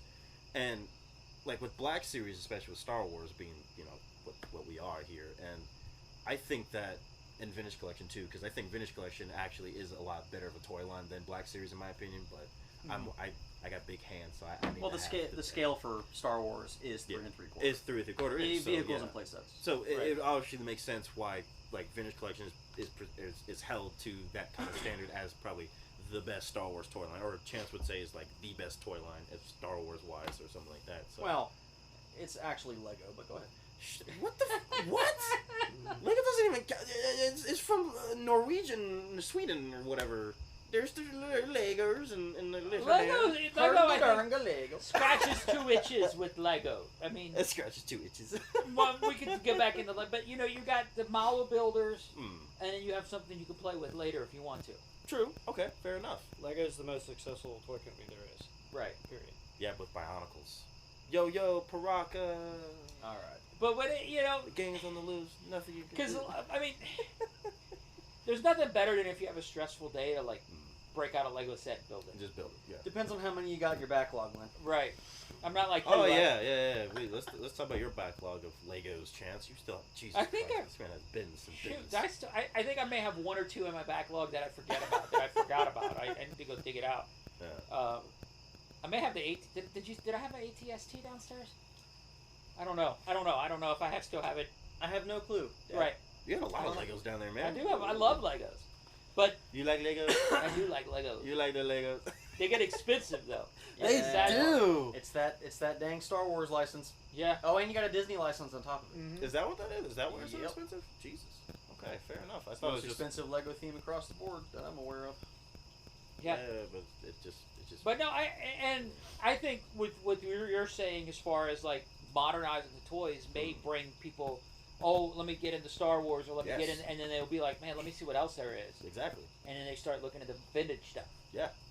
Then they're like, well, let me do a vintage run. Exactly. So I mean, it kind of works hand in hand, I think. Yeah, and I think because being a very '90s centric person myself, like with Ninja Turtles and Power Rangers, I also knew about Backgrounds from Mars and Street Sharks. Street Sharks is probably one of my favorite like obscure toy lines that I've ever seen. Mostly because it's dumb, but it's also super cool. Right. So when I saw that, who's making them right now? Mattel's making them, right? Yeah, Mattel basically just remade them, but basically Motu originified them or whatever. Like that was perfectly cool with me because now I don't have to spend like. They basically brought back the original figures as they were and added articulation and better added paint. detail. Yes. Right. Yes. And truthfully, that's why I collect the newer version of He-Man. Right. Because I like the line, but it's like to get a Man at Arms is my favorite He-Man. To get an original Man at Arms, you're talking what, like $50 to $100? I don't know. I'm pulling a number out my butt. It's only about 35. 35. Oh, well, fine. Oh, well, never mind. But I'm in the same boat you guys are in when it comes to Masters of the Universe because I can go get a modern Man at Arms for like $15-$20. Go get the Origins one for $10. Right, $10. So- Or watch the store and find it on The Origins clearance. line is amazing. Yeah. That's actually one of the toy lines that's come out in the past 5 years, 6 years. That's the one that I regret / am happy That that you I didn't get didn't into. get into. Yeah. Right. Because there's a lot of them. But they're so good. I like Right. Scareglow a lot. It I mean, freaked they're me all out awesome. when I saw Masters of the Universe for the first time in a store. Yeah. And they were $25 a figure. Yeah. Or $20 a figure, and you're just like, why can't Star Wars do this? Why can't, other toy lands do a figure like this? Right. Because you're talking with the swappable head. Well, then do they have? No, they have swappable hands. Multi. Some of them have swappable heads. Some of them do. Yeah. Okay. Origins or which one? Revelations. We're Masterverse just talking Heat Masters of the Universe. Either way. Yeah. Both of them have swappable Right. parts. With swappable parts, I mean stuff that Star Wars isn't doing for half the cost. Which is And- weird. Yeah. And you're just like, well, what am I missing with this line? Right. Or whatever, or either way. And that's what got me into Masters of the Universe. That's why I've got, 20 of them? I don't. And you were able to find them. And I guess I battle with it because now you can find them when you find them for like $5 or $10 clearance. You're like, Yeah, you're talking about the Revelation stuff. hey, That's what you do I really want to buy this figure for $10? But it's like it's a cool figure, so why not? Exactly. And I think that was always my problem collecting wise, just to kind of pivot towards that a little bit. And I know everybody that knows me and my collecting habits, they always want to. You have no habits. Oh. No, your habit is I'm tired of this toy line. Let me Exactly. buy another one. I will get into And it you'll whenever. sell all your old stuff, and then you're like, damn it, I want to buy my old stuff back. Yeah, I know. I am all over the place. I think I got some. But the turnaround's about 2 weeks, and that's Right. the killer. Fair enough. But With I don't. Elijah? Mm-hmm. Yeah. Maybe one time. Well, you know what? Don't get into that. I've never done that with anything. Well, yeah. And like Jason, I gotta admire Jason because he sticks with Star Wars. It's like that's all he collects is Star Wars. Yeah. Where it's like, dude, I just whatever catches my eye. Ooh. Exactly. And So it that's so that's one thing with Jason. Like I admire that, but I also am glad I'm not that way because, like he. So if you only collect one thing, once you get it all, then you're forced to go down other avenues of Star Wars, like prototype stuff and all this stuff, and that's all cool. And I know he loves doing it, but me personally, I would rather be like, well, I've got this. Let me go after this line. Let me go after this line. Well, you can complete a whole nother line instead of spending $3,000 on that one Right. prototype piece. Like if you just have one niche thing that you do, you're forced to go down obscurity. To where me, like when I collect 6 major lines and several other little ones, and I always have something to buy from those things. It's not like, what do you do once you get all your Star Wars figures and all your ships, all your vintage? If you're collecting vintage stuff, what do you do after that?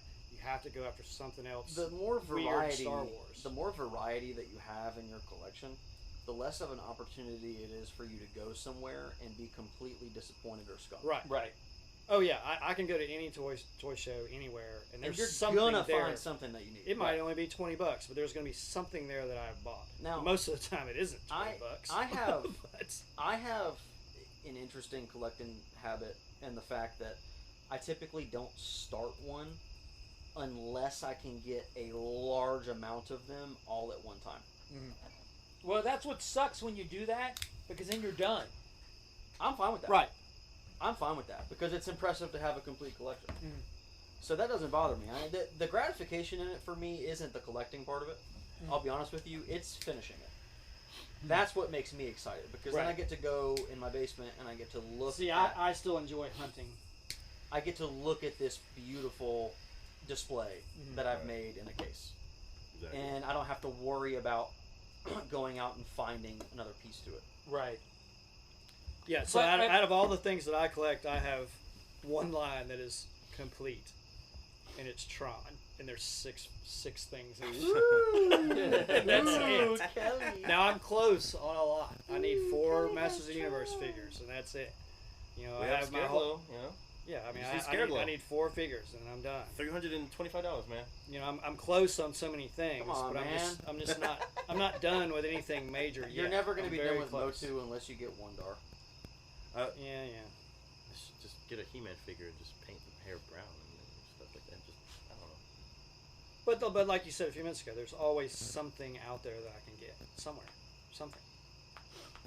I think it's because I like so many properties. I think that's probably and I'm autistic too, for anybody that doesn't know. So I have. We definitely know. Yeah. Well. Can you count cards? What, Are you a savant? idiot savant?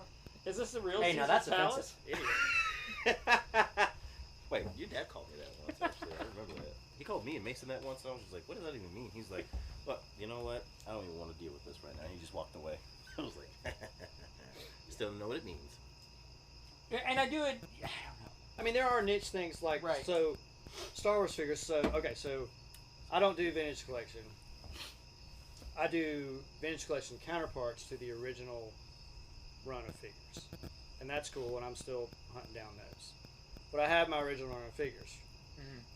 So I still wanted to buy Star Wars figures other than vintage collection counterparts because they haven't finished them all. So what do? Astromechs. So I have 50 damn Astromechs in my house, and if I see an Astromech, oh cool, I don't have that one, and I'll buy it for $15, $20, whatever. And So there's sometimes always you something. end up getting doubles and triples because you never keep track of what the hell you got. No, I have pictures of all of them. Okay. I don't think I've doubled up on any of my Astromechs You yet. got your little paper list in your wallet? I have pictures on my phone. Oh, he he spent upgraded. some And truthfully, Dude, there that's are, you don't. I don't know the names of all the droids, dude. I know the names of like 12 of them. and that's something important. I think I need to do better because I know Mandy has pictures of all her stuff, and she'll Yeah. come up and be like, "Oh, I've got that," or "I've got," you know. Yeah. But no, I agree with having So I- having pictures on your phone. Man. Yeah, so I have gone off on little avenues here and there, but it's not to the point of like, oh, I got to go for weird prototypes that cost $1,000. But Those are all cool. Don't get me wrong. I'm not dissing anybody that does that. It's cool. It's not something I want to do. Are you sure about that, sir? Yeah, it's just, they're neat. And But I love no, seeing them. I also I But- love the fact that I've got stuff that only a handful of people have. Right. When it Oh comes yeah, to it's awesome. prototypes. It's so Pretty much totally Bill and Ted stuff, but yeah. Yes. Yeah.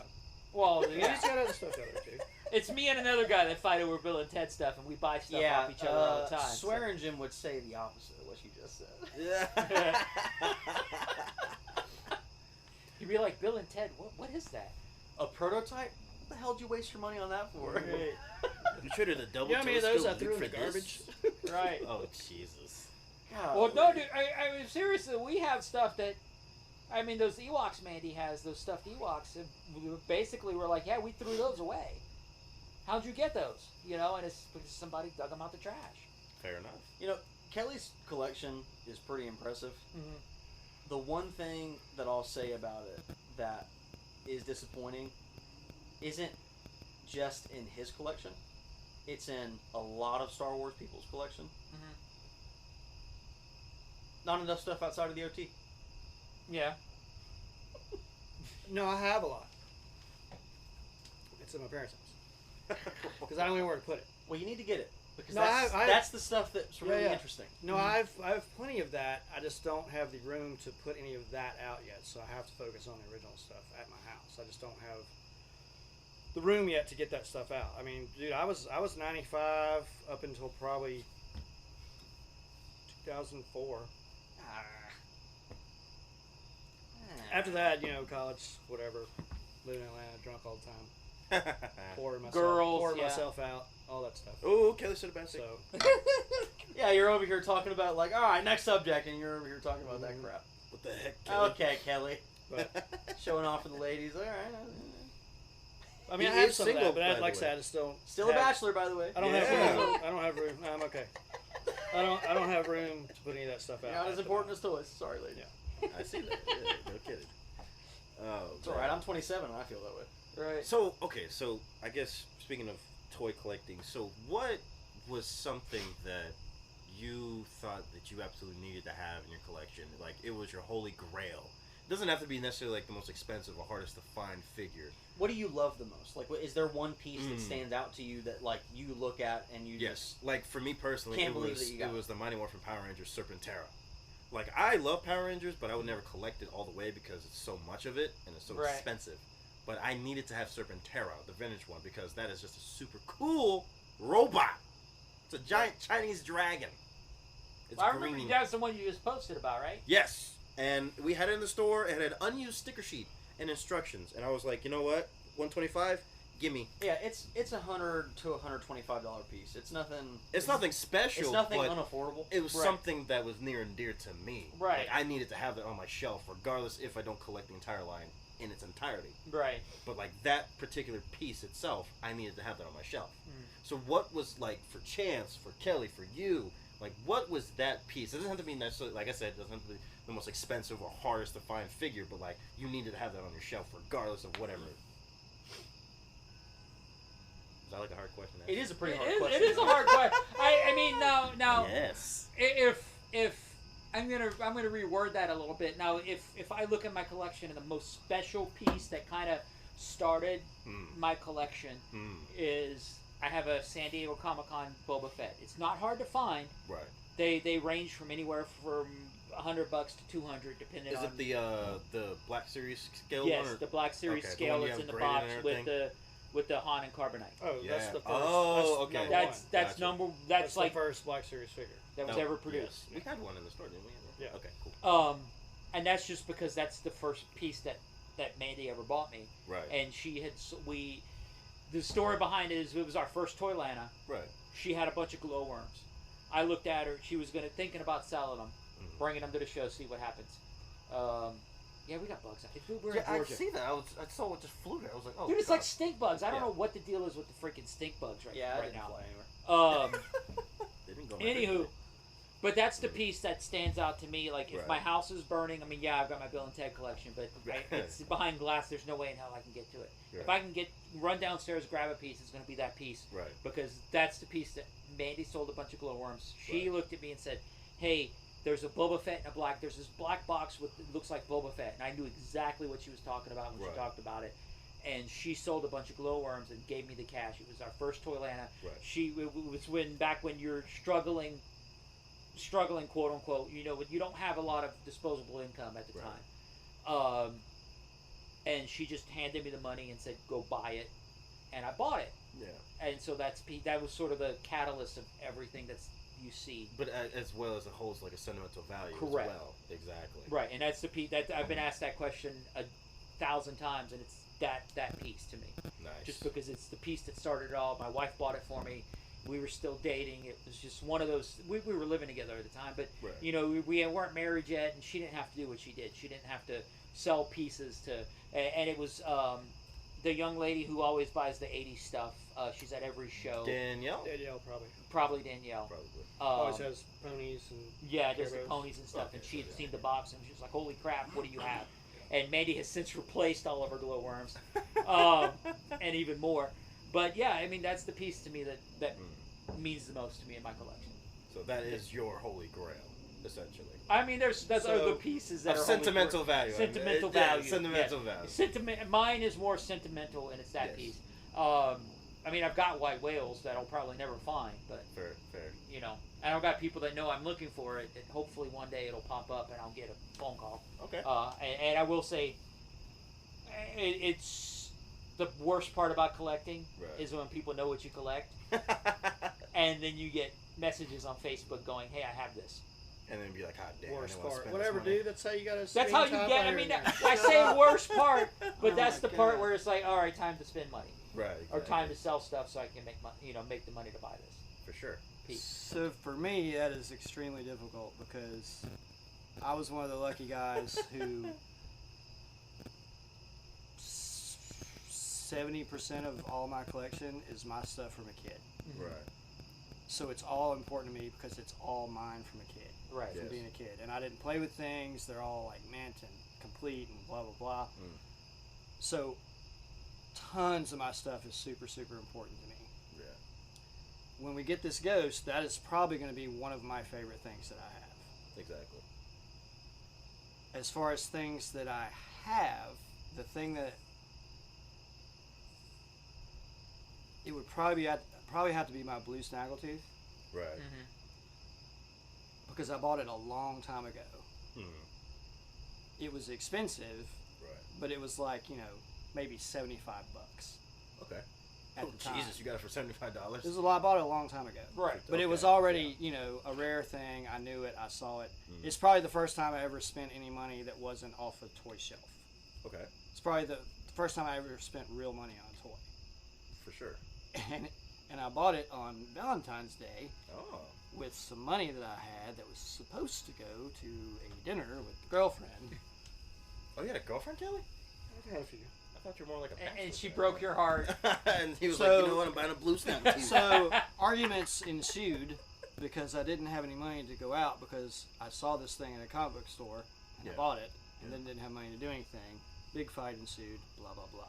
I can't believe you bought a toy But- instead of taking me to But dinner. that thing is probably one of my more important things. Right. And as far as things that I don't have, it would be an early bird set. Oh, Lord. Oh. Like, looking back, I hate that I didn't buy the one that y'all had at the store before I started working.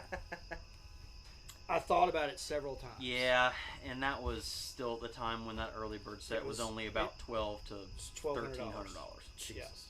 Very good price. I should have bought it. I thought about it several times. And then about 6 to 8 months after we Didn't sold get it, that value shot through the roof. Yep. What about you, Chancellor? Uh, Because you collect I mean- a extensive amount of vintage toy lines. I got a lot of lines. I know you do. Does it have to be? It could be Lego, could be vintage. Yeah, but does like- it have to be an official thing? No. Because I feel like I know what you're saying. So I'm Is this Goldman? no. Oh! I'm Fair incredibly proud of the work that myself and a couple other buddies have helped me a little bit along the way. Working on a Mos Eisley Cantina mock to have a full-scale Cantina for my Lego figures. Right. It's my favorite scene in the original trilogy, which actually happens to be in one of my least favorite Star Wars movies. A New Hope. But it's one of my favorite scenes ever. and Because there's everything. so much lore within There's all those so characters. much depth in the Because Cantina. some of those background characters. You were so telling much me. depth. And I think that's the coolest thing about Star Wars is that you can look in the background of any scene and there's a character with a name and a full story. Which is kind of And like... I think that's the coolest thing about the franchise to me. Yeah. So I really appreciate that scene. Yeah. And that was the first thing in Star Wars that captivated me. Because I was old enough to have started. Because I'll give you credit where credit is due. I didn't know that much about characters outside of like the base, somewhat characters, but at the same time, I still like dived into like more in depth about certain characters, like lore and history and whatnot. And then I met Chance, and then he invited me over to his house one day, and I think he and I were discussing something Star Wars related. And then he was like, and then he brought up the Mos Eisley scene. Or the Cantina scene, excuse me. And then he was just naming all the characters and what this guy was about. This guy, or the two twins that were back there. That's going to be a part of that HasLab Cantina set that they're doing. And I was just like, wow, okay, Star Wars is a lot bigger than I thought. It's because I may know like maybe not even 25%, and that's just the base stuff that majority of everybody knows. Maybe a little bit more because I dive more into like the Old Republic stuff. Not really the High Republic stuff, but some of the Old Republic stuff is probably some of my favorite Star Wars periods. I think that's part of the beauty in Star Wars is that you can't know it all. You can't. It's impossible. Right. And especially someone who's naming all the fauna. You know him. He's a good kid, very sweet kid. Yeah. He gave you a book about the fauna. His name's Liam. He's a super nice kid. Not the Liam that works in the store. Shout out to Liam, I guess, and his band Fatal Attractions, I suppose. I guess, yeah. Okay, so I have a question. So I've seen your collection, Chance, and you've seen mine. What would be your opinion of what would be the holy grail for you out of my stuff, and vice versa? The things that I own, what would you consider a holy grail?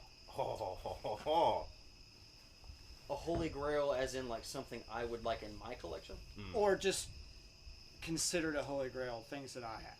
Oof. See that's a little bit like more difficult. Mine for you, for your stuff, would be Cyborg. That's what I'm talking about. Okay. Well, I mean, I could go ahead and cancel out all the vintage Star Wars that you got. I could go ahead and cancel out all the G.I. Joe that you got. What is one thing that you collect that... Fortress of Fangs. Well, I got that. No, I'm not saying if you have it or not. But... out of my stuff, what would you consider holy grail worthy to you? There is a figure that you have that I want so bad from Dungeons and Dragons. The one I just bought? For those of you that don't know, which is probably all of you, Kelly and I have a pretty interesting, like, non-spoken agreement at toy shows. It just kind of, like, it's just the way that it's kind of come along.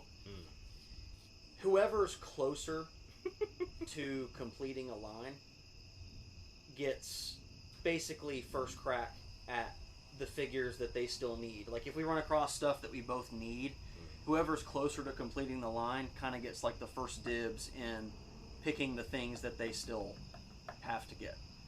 And then whoever picks second can just buy all the remainder of whatever. And it kind of like goes back and forth. So there was one time at Retro Toy Con where we ran across a buddy, Seth, who had a bunch of D&D figures from LJN 1984. There was a handful of figures that both of us needed, and at the time, he was closer to completing the line. Since then, I've gotten a considerable amount, but at the time, he was closer to completing it, and there were a handful of figures, and he said, what do you still need? And there were like 3 figures that both of us still needed, and I was like, you know what, you're closer than I am right now. Yeah, I took 2. You took 1. Right? Why don't you go ahead and get the 2 that you need? The very first one he picked, I was like, God dang it, because I was hoping he wasn't going to pick it, but it's Deeth. What does that look like? Which one is that one? Deeth is a silver female knight that has purple lining or pink, depending on if you're weird. Has pink, purple lining, and a purple cape that you can just never find her complete. You never find her not scratched up, and you never find her with her cape unbroken. And this one was relatively perfect. And I knew that I wasn't going to come across one like that. I'm sure I will, but it's going to take a few years before I do. But Kelly ended up grabbing that one, and I went, that was the one figure that I was like really, really want. That's probably the one out of your collection that every time I come over. The one I just bought. Every time, no, I mean Metaflame's cool, but I don't know what it is about Deeth, man. Those colors really. Now in that transaction, I think I bought 2 and you bought like 8. Yeah. Right. Correct. Yeah, you got the 2 that you really wanted, which were the 2 most expensive ones out of the bunch, and I bought the 8 remaining. Beaumont, right? Was that the one I got? Might have been. I think it's Beaumont. Might have been, but since then I think I need 4 pieces in that entire line, and that's not a small line. If you're including like the PVC monsters and stuff, which that's the part where he's still lacking. Yeah, I'm not far behind you on the actual figures. Probably not. If I were to guess. I probably need 6, 7, maybe something like that. Glenn, your house is hurting me, man. I don't like this. Because it don't like it. Doesn't like you. It doesn't like. I don't like it either. So what would be your? I said a Grail that I don't have. Mine was an early bird. You went inside. Yeah, I heard that. What would be a Grail that you don't have that you want? That I want the Galactic Heroes Phantom, Right. which is a probably only Toy Fair.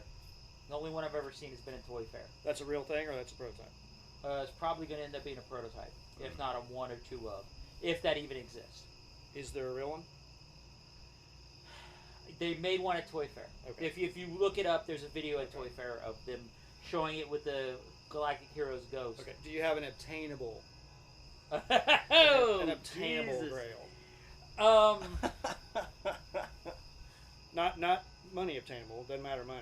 Just Not something yet. that you can actually find. That I could find. Like that thing's cool, but I mean, it almost doesn't exist. Right. I'm talking about something you can find that you've seen or you hope to see. That's a hard question. I mean, the early bird kit would be cool. I think there's certain pieces. But you've owned one, haven't you? I own the backing. I don't. Oh, own you the- just owned Luke.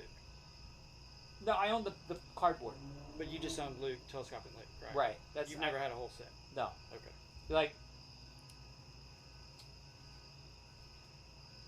That's going to be one that I'll end up buying in the next couple of years. right. And truthful. And I sold my DT Luke to buy a Bill and Ted piece because it's. You start looking, it's like I can always buy another DT Luke. I can't buy the wax skull, alternate wax skull, Right. Bill and Ted piece.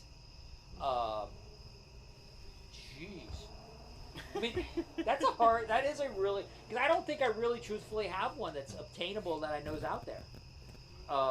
Because everything I want is stuff that's, if it ever comes up, and I call those credit card purchases. And you know what that goes back to? What? You rope yourself into too many singular things. Right. And I agree with that. And I Now kinda you're envy- on the boat where everything that you want or you're searching for is like just this crazy Thing that lives in Right. the clouds. Right, exactly.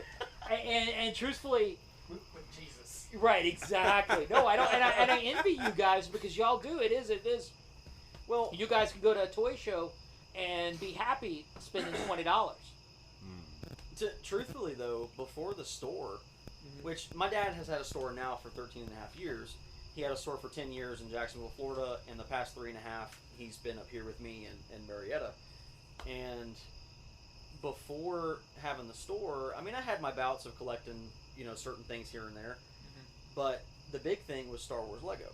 Right. That was the one thing that I really gravitated towards as a young adult. And I had no interest and I had nothing that I really desired to collect outside of that. Being at the store and learning so much in such a small amount of time, having to deal with so many different lines in such a small amount of time, I really started to get a sense for what I really liked and appreciated. And the more I messed with certain things, the more I realized, oh man, I think I would like to see this in my room. I think I'd like to see this in my basement at home. And that's when I kind of started to branch out from Star Wars Lego and go, you know what would be really cool? If I had a complete line of superpowers. Right. Or Dungeons and Dragons from LJN. Or Black Star by Galoob. Supernaturals by Tonka. Visionaries by Hasbro. Stuff like that. Sectars by Coleco. Inhumanoids by Hasbro. Like, there's just so many different lines that I've really learned to appreciate and love since I've been doing this. Right. And it's a gift and a curse, for Right. sure. And collecting is definitely... It's better than doing crack. Yeah. Fair enough. And I think now listening to what you just said, and to go back to what Kelly said, and what it's not a Grail piece, but it's a piece that I would like to have in my collection. But I'm also scared because I know it'll open a door to where I don't want to go down it because then again it's another line. I would love to have a black carded Spider-Man from Superpowers, Secret Wars, whatever it is. Right. Yeah, I mean, I think that's a badass looking figure, and they're obtainable. They're $300-$400. and consequently, that's one of the ones we don't have carded at the store. But you also have some uncarded ones, some open ones that I've been tempted to buy. We have a complete one. Yeah, it just doesn't have a card. That's like $50. Yeah, it's in the plastic tray. Right, and every time I'm in the store, I look at that and I'm like, that's a cool looking figure. But I'm scared to crack that door. Okay, it's a small line, dude. Secret There's Wars is tiny. There's 4 expensive. Well, 1, 2, 3, 4, 5. Secret Wars. 6 Secret Wars is a small line. Right. It is relatively available. Right. And is that compared to a lot of other lines, it's not real expensive. No, there's 3 European European figures that are expensive. Hobgoblin is expensive. Falcon is expensive. And Electro, right? Well, that's a European one. And so there's technically only 5 that are going to cost you over $200. Right. Nice, man. That's funny. Most of the other ones are going to be between carded, between $75 and $150. Who's the third Euro figure? It's Electro, Iceman, and Constrictor.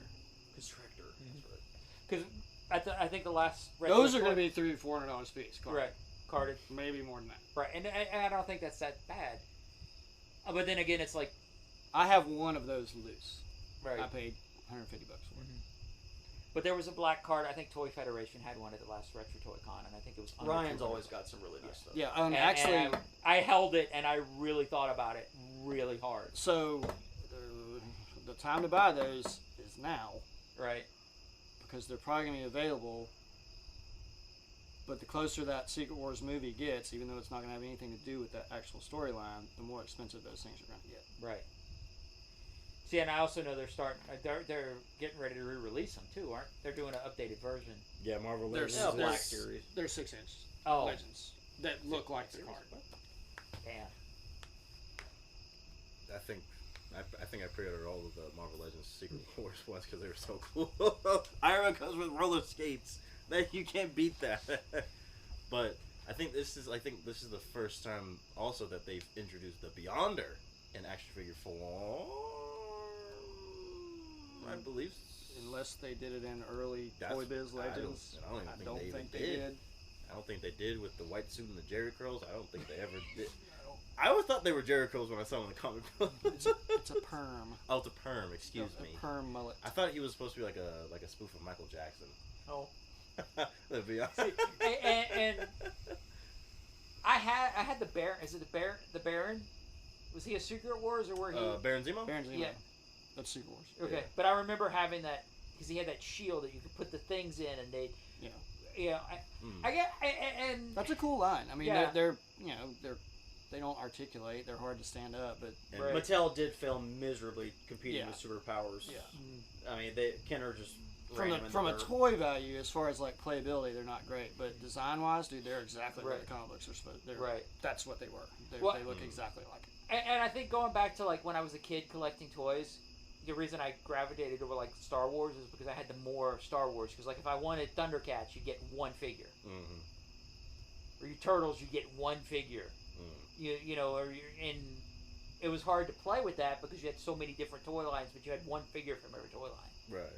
I think every kid in the 80s at least had one Ninja Turtle in their toy bin at one point. Right, and it was like, damn, I want more, you know, and it was hard at the time because you could only buy like one figure at a time or, you know, a budget, and you had to justify, it was like, Star Wars people buy it for me or whatever, or, you know, like G.I. Joe's, you'd have like the one figure, and it just, it really stunk at the time. Oh, look at all the puppies. The puppies! The puppies are here. So you'd gravitate towards what you had the most of. Oh, look at the Kanan. Yes. How you doing, buddy? How you doing? You're so fluffy. With your orange hair. Looking like a sherbet. So going back to Toylanta, because I know we got to wrap this up. Right. It's next week. Yes, sir. Joelana at the Gwinnett Arena, right? Oh, yeah. The Gas South. Gas South Arena or Gas Still South Gwinnett Center Arena or up in Gwinnett. It would be fun. I think it'd be worth everybody's time to come out.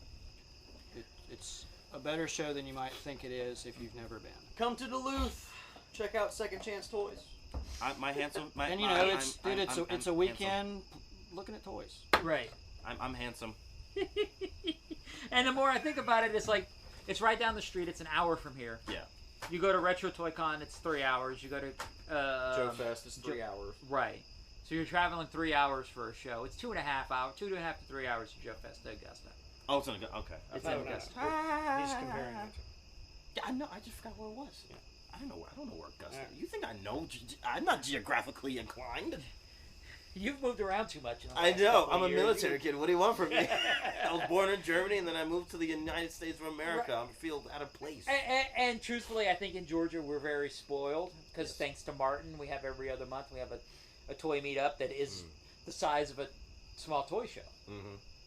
Yeah. So I think we miss out. We don't, like Toylanta And or tons of Joe places, Lana. our store. I mean, there's tons of other stores, big and small, around us. I mean, we're very fortunate.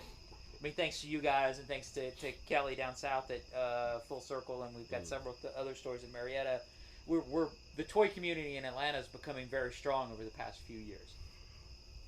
And I did the thing like you were saying, how you and your dad, Chance, are just so welcoming. I think that's the one thing that's, because it didn't take long for you guys to you purposely try to remember your regulars' names.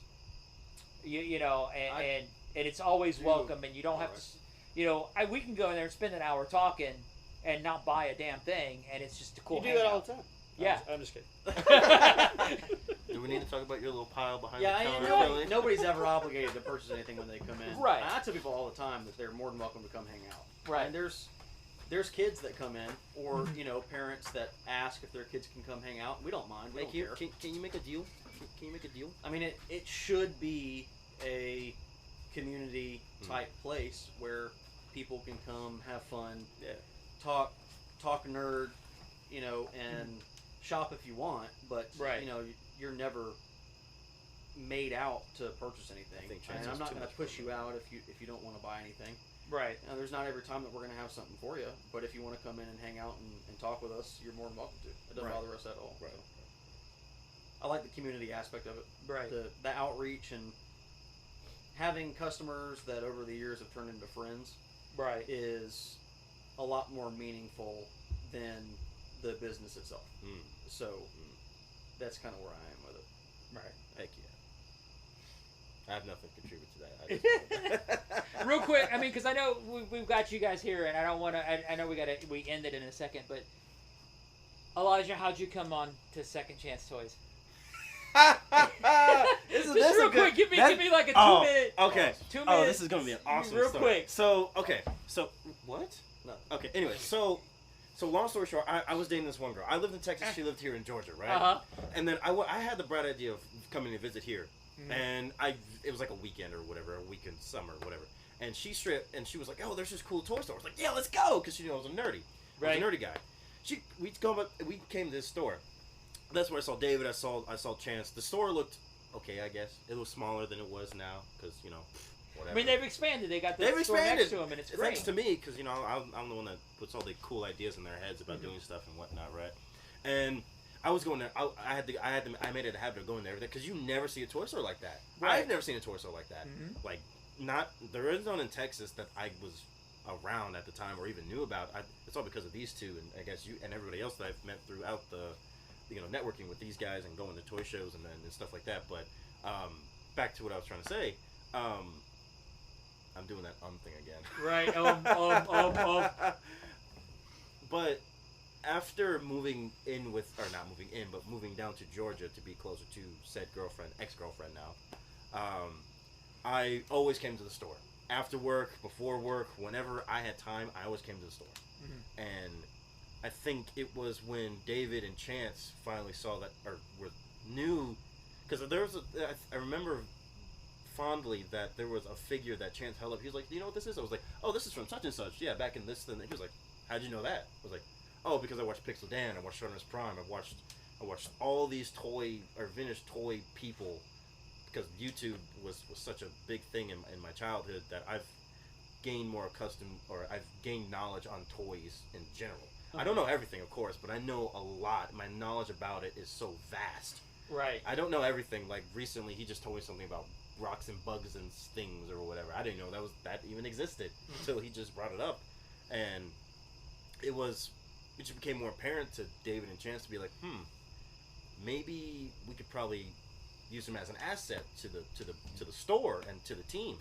And this is like my claim to fame, I am their first official employee. Yes, that's right.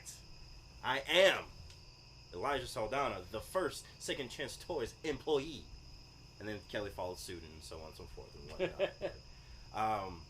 It's been a very interesting ride with Chance and David for sure, to not only gain more knowledge on other toy lines especially, but also to meet everybody like you, Glenn, and Jason and Narayan, though I don't really talk to Narayan as much. We should, hey Narayan, if you ever want to drink some coffee, talk about Star Wars, we can. I'm just kidding. That man's too busy for me. But in all seriousness, like, to be able to meet everybody, to exchange and talk about and joke about toys and nerdy things in general, that's what I've always wanted, because I never had that growing up. Right. I was a very secluded, I was a very isolated kid. I was very sheltered. And to now be able to actually, break free of that shell in the first place, but to also be comfortable in talking about nerdy things, about toy lines, about whatever, it's been a very big thing for me. And being able to do this podcast especially, I really appreciate everybody that I've come to know. And I love every single one of you, especially you, Kelly. We love you too, Elijah. I appreciate that. Kelly's like, I don't like you as much. He loves me deep down in his cold black heart. I do. Yeah! You missed it! So, Kelly, what's your story? Real quick. So, I used to be in the pet industry. I worked at a pet wholesaler that we basically sold pets to pet stores all over the country. It started out small, grew very big. I worked there for almost 29 years. We got a little too big for our britches, and we got sold to corporate people. And it was a job that I loved dearly, and I loved doing it. And it turned into a place where I just wanted to blow my brains out every day when I woke up to go to work. I know the feeling. Just because of a corporate aspect. And, just corporate stuff sucks. It just makes things go downhill. And probably 6 or 7 years ago, I started getting into toys again, filling in holes and all that stuff. And it started out with Kelly's store down in Full Circle. And then I found Second Chance and, immediately got welcomed in there and started going every weekend. And then I started, helping out. I'd help sort Joe's or help sort Star Wars stuff in the back room. And they were, paying me under the table. Here, you worked all day on some stuff. Here's a couple $100. Here's $100, whatever. And after doing that, over months and months, they came to me and was like, hey man, would you like to work here? And I'm like, yeah, let me see if I can figure it out. And after a year of basically trying to figure it out, we worked it out to where I could quit the job that I'd been at forever and grew to hate, to come there. And it's the happiest I've been in probably all of my life. Because it's fun and it's carefree and it's stress-free. And I drive an hour every day to come work there. That's the only negative about it. But it's fun.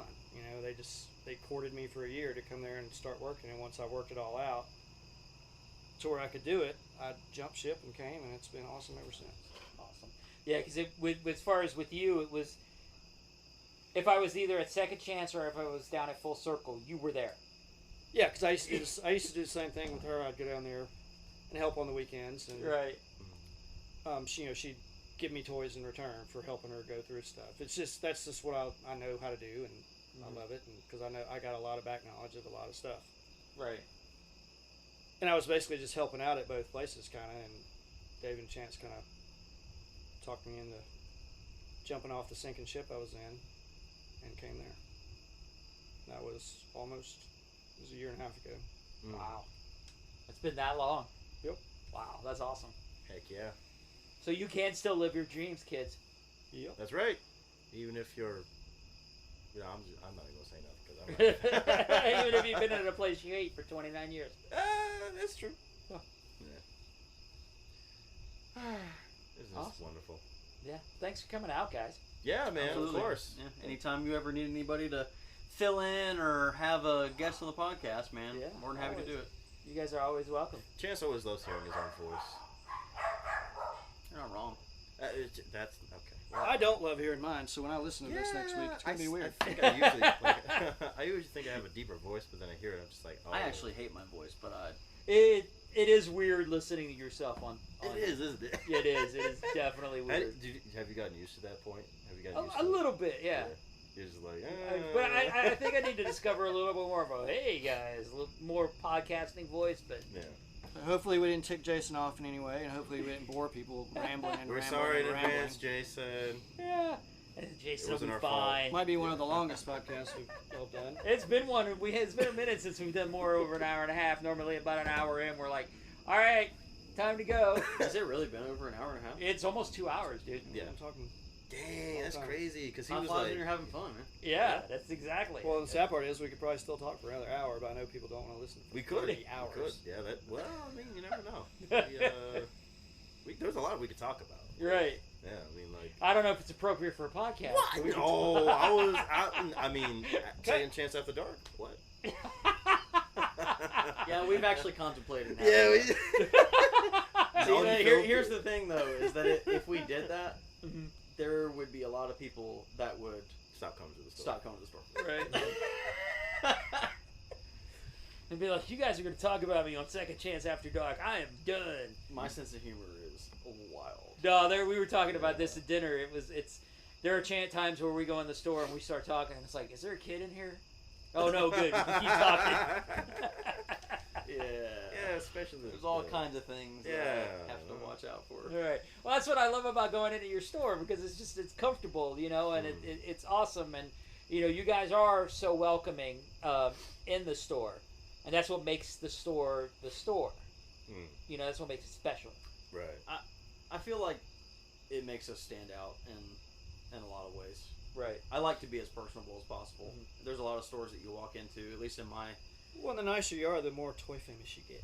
Right. Like when I went to the Charlie's Collectible thing a couple weeks ago, I was stopped by all sorts of people. Hey, you're doing Second Chance. Yep. That's right. That's me. Yeah, that's pretty cool. All right. I think when I moved to Louisiana, I remember when David gave me a call.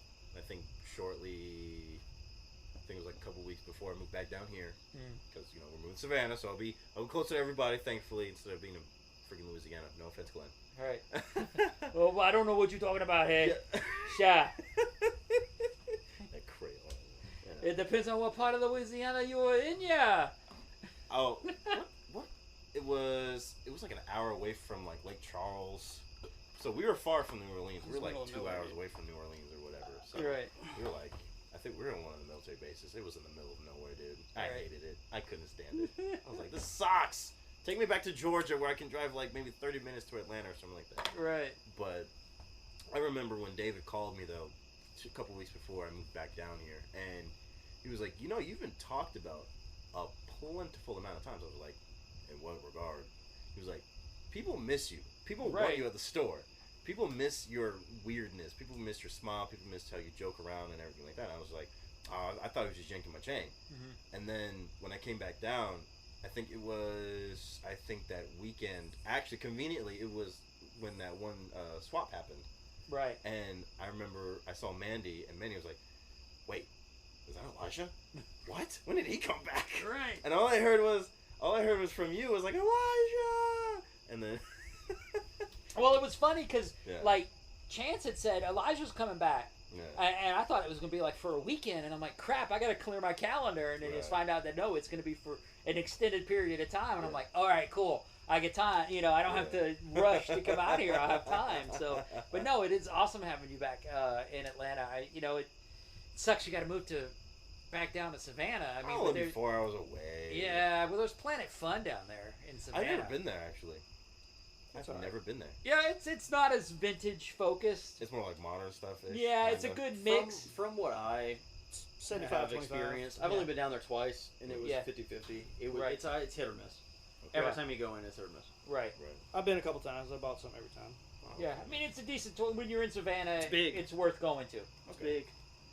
I mean, and It's I don't downtown, know, which is cool. Right. That is true. I mean, I don't know. It's just, I guess I've been spoiled by Chance's store so much. Is that Right. I guess you can call it a little egotistical, maybe. Chance always likes to correct me on wordplay, I guess, whatever. But I think our store is probably one of the best stores in the area. Right. No offense, Kelly, from Full Circle. Your store's great. But they're an hour and a half away. That is true. And everybody that we know collectively, they're in this area. Right. Or they're at least not too far away versus like an hour and some change away. Mm-hmm. Not that anybody wants to go to like, where's Toy Federation located in? Greer, South Carolina. Oh, so, okay. Yeah, Never mind. Granville.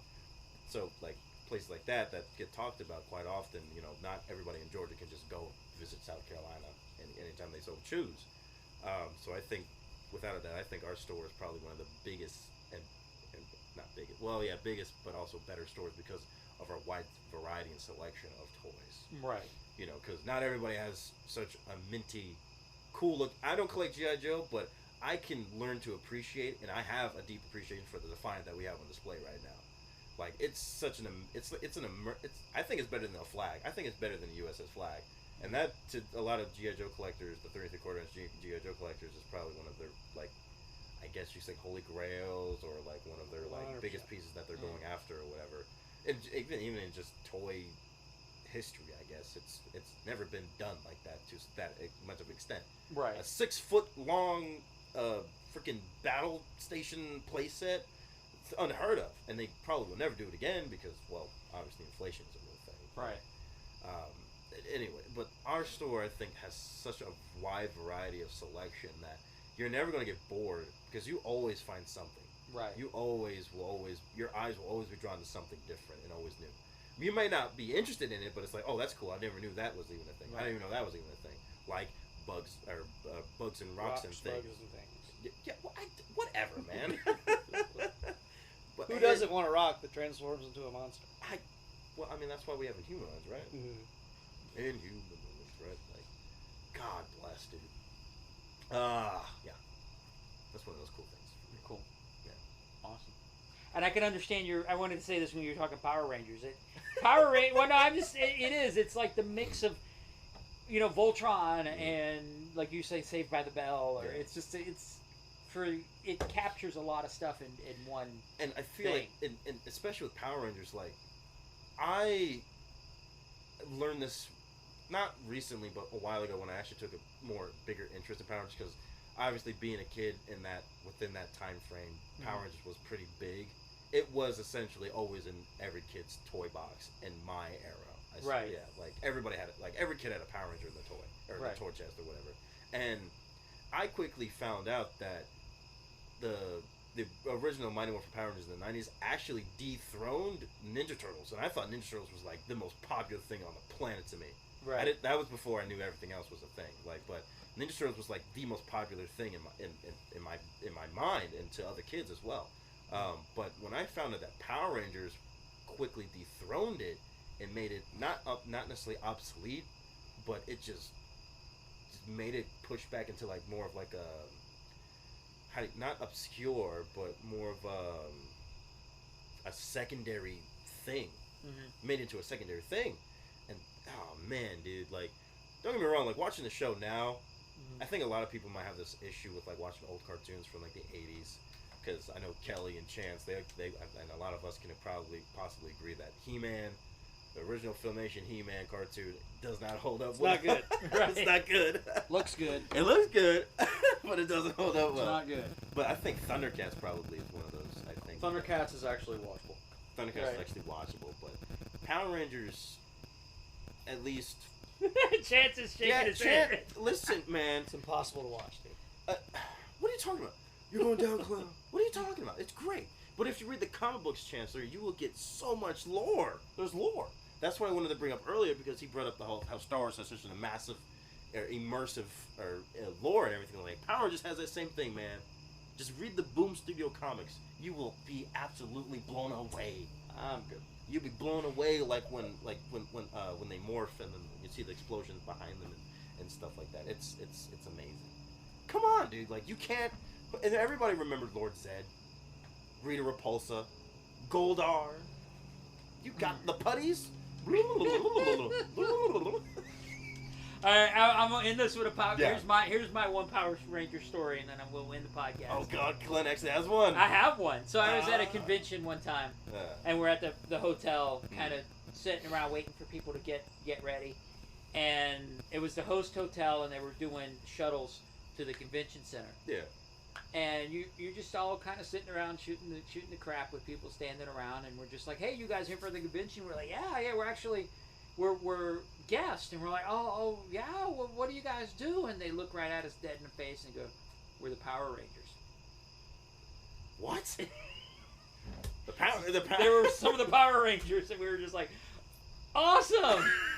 I don't know who you are, right, but who yeah. are you? We're the Power Rangers. And you just were like, oh, that's cool. Yeah. But I mean, also Power Rangers were smart because every year they change. Yes. So you had to go buy more crap. Well, I mean, depending if Japan, because I don't know if everybody knew that part, but like Saban essentially made a deal with Toei, not Toei, whoever or Super Sentai over Japan, and they basically like, hey, can we use some of your footage and we mix our own stuff in it? And they were like, okay, yeah, sure, whatever, fine. And it basically was, if Japan made a season, then America or Saban or whoever owns it now, because Disney actually owned Power Rangers for a little bit. A lot of people didn't know that part. Why are you looking at me like that for? Well, I was just thinking about how the only thing that would ever get me into Power Rangers is if David Frank's daughter walked up to me and asked me to be in part of the franchise. You're not skinny enough to be a Power Ranger. You have to be fit to be a Power Ranger. Fat. Okay, Black Ranger. That's enough. Hey, man. That's enough Power Rangers. All right. But no, they one year they were a train, one year they were lions, one year they were tigers. Really cool, man. Right. I think the most popular one was probably when they were dinosaurs. Right. Those ones sold the most. I think. It's more for time. Mastodon.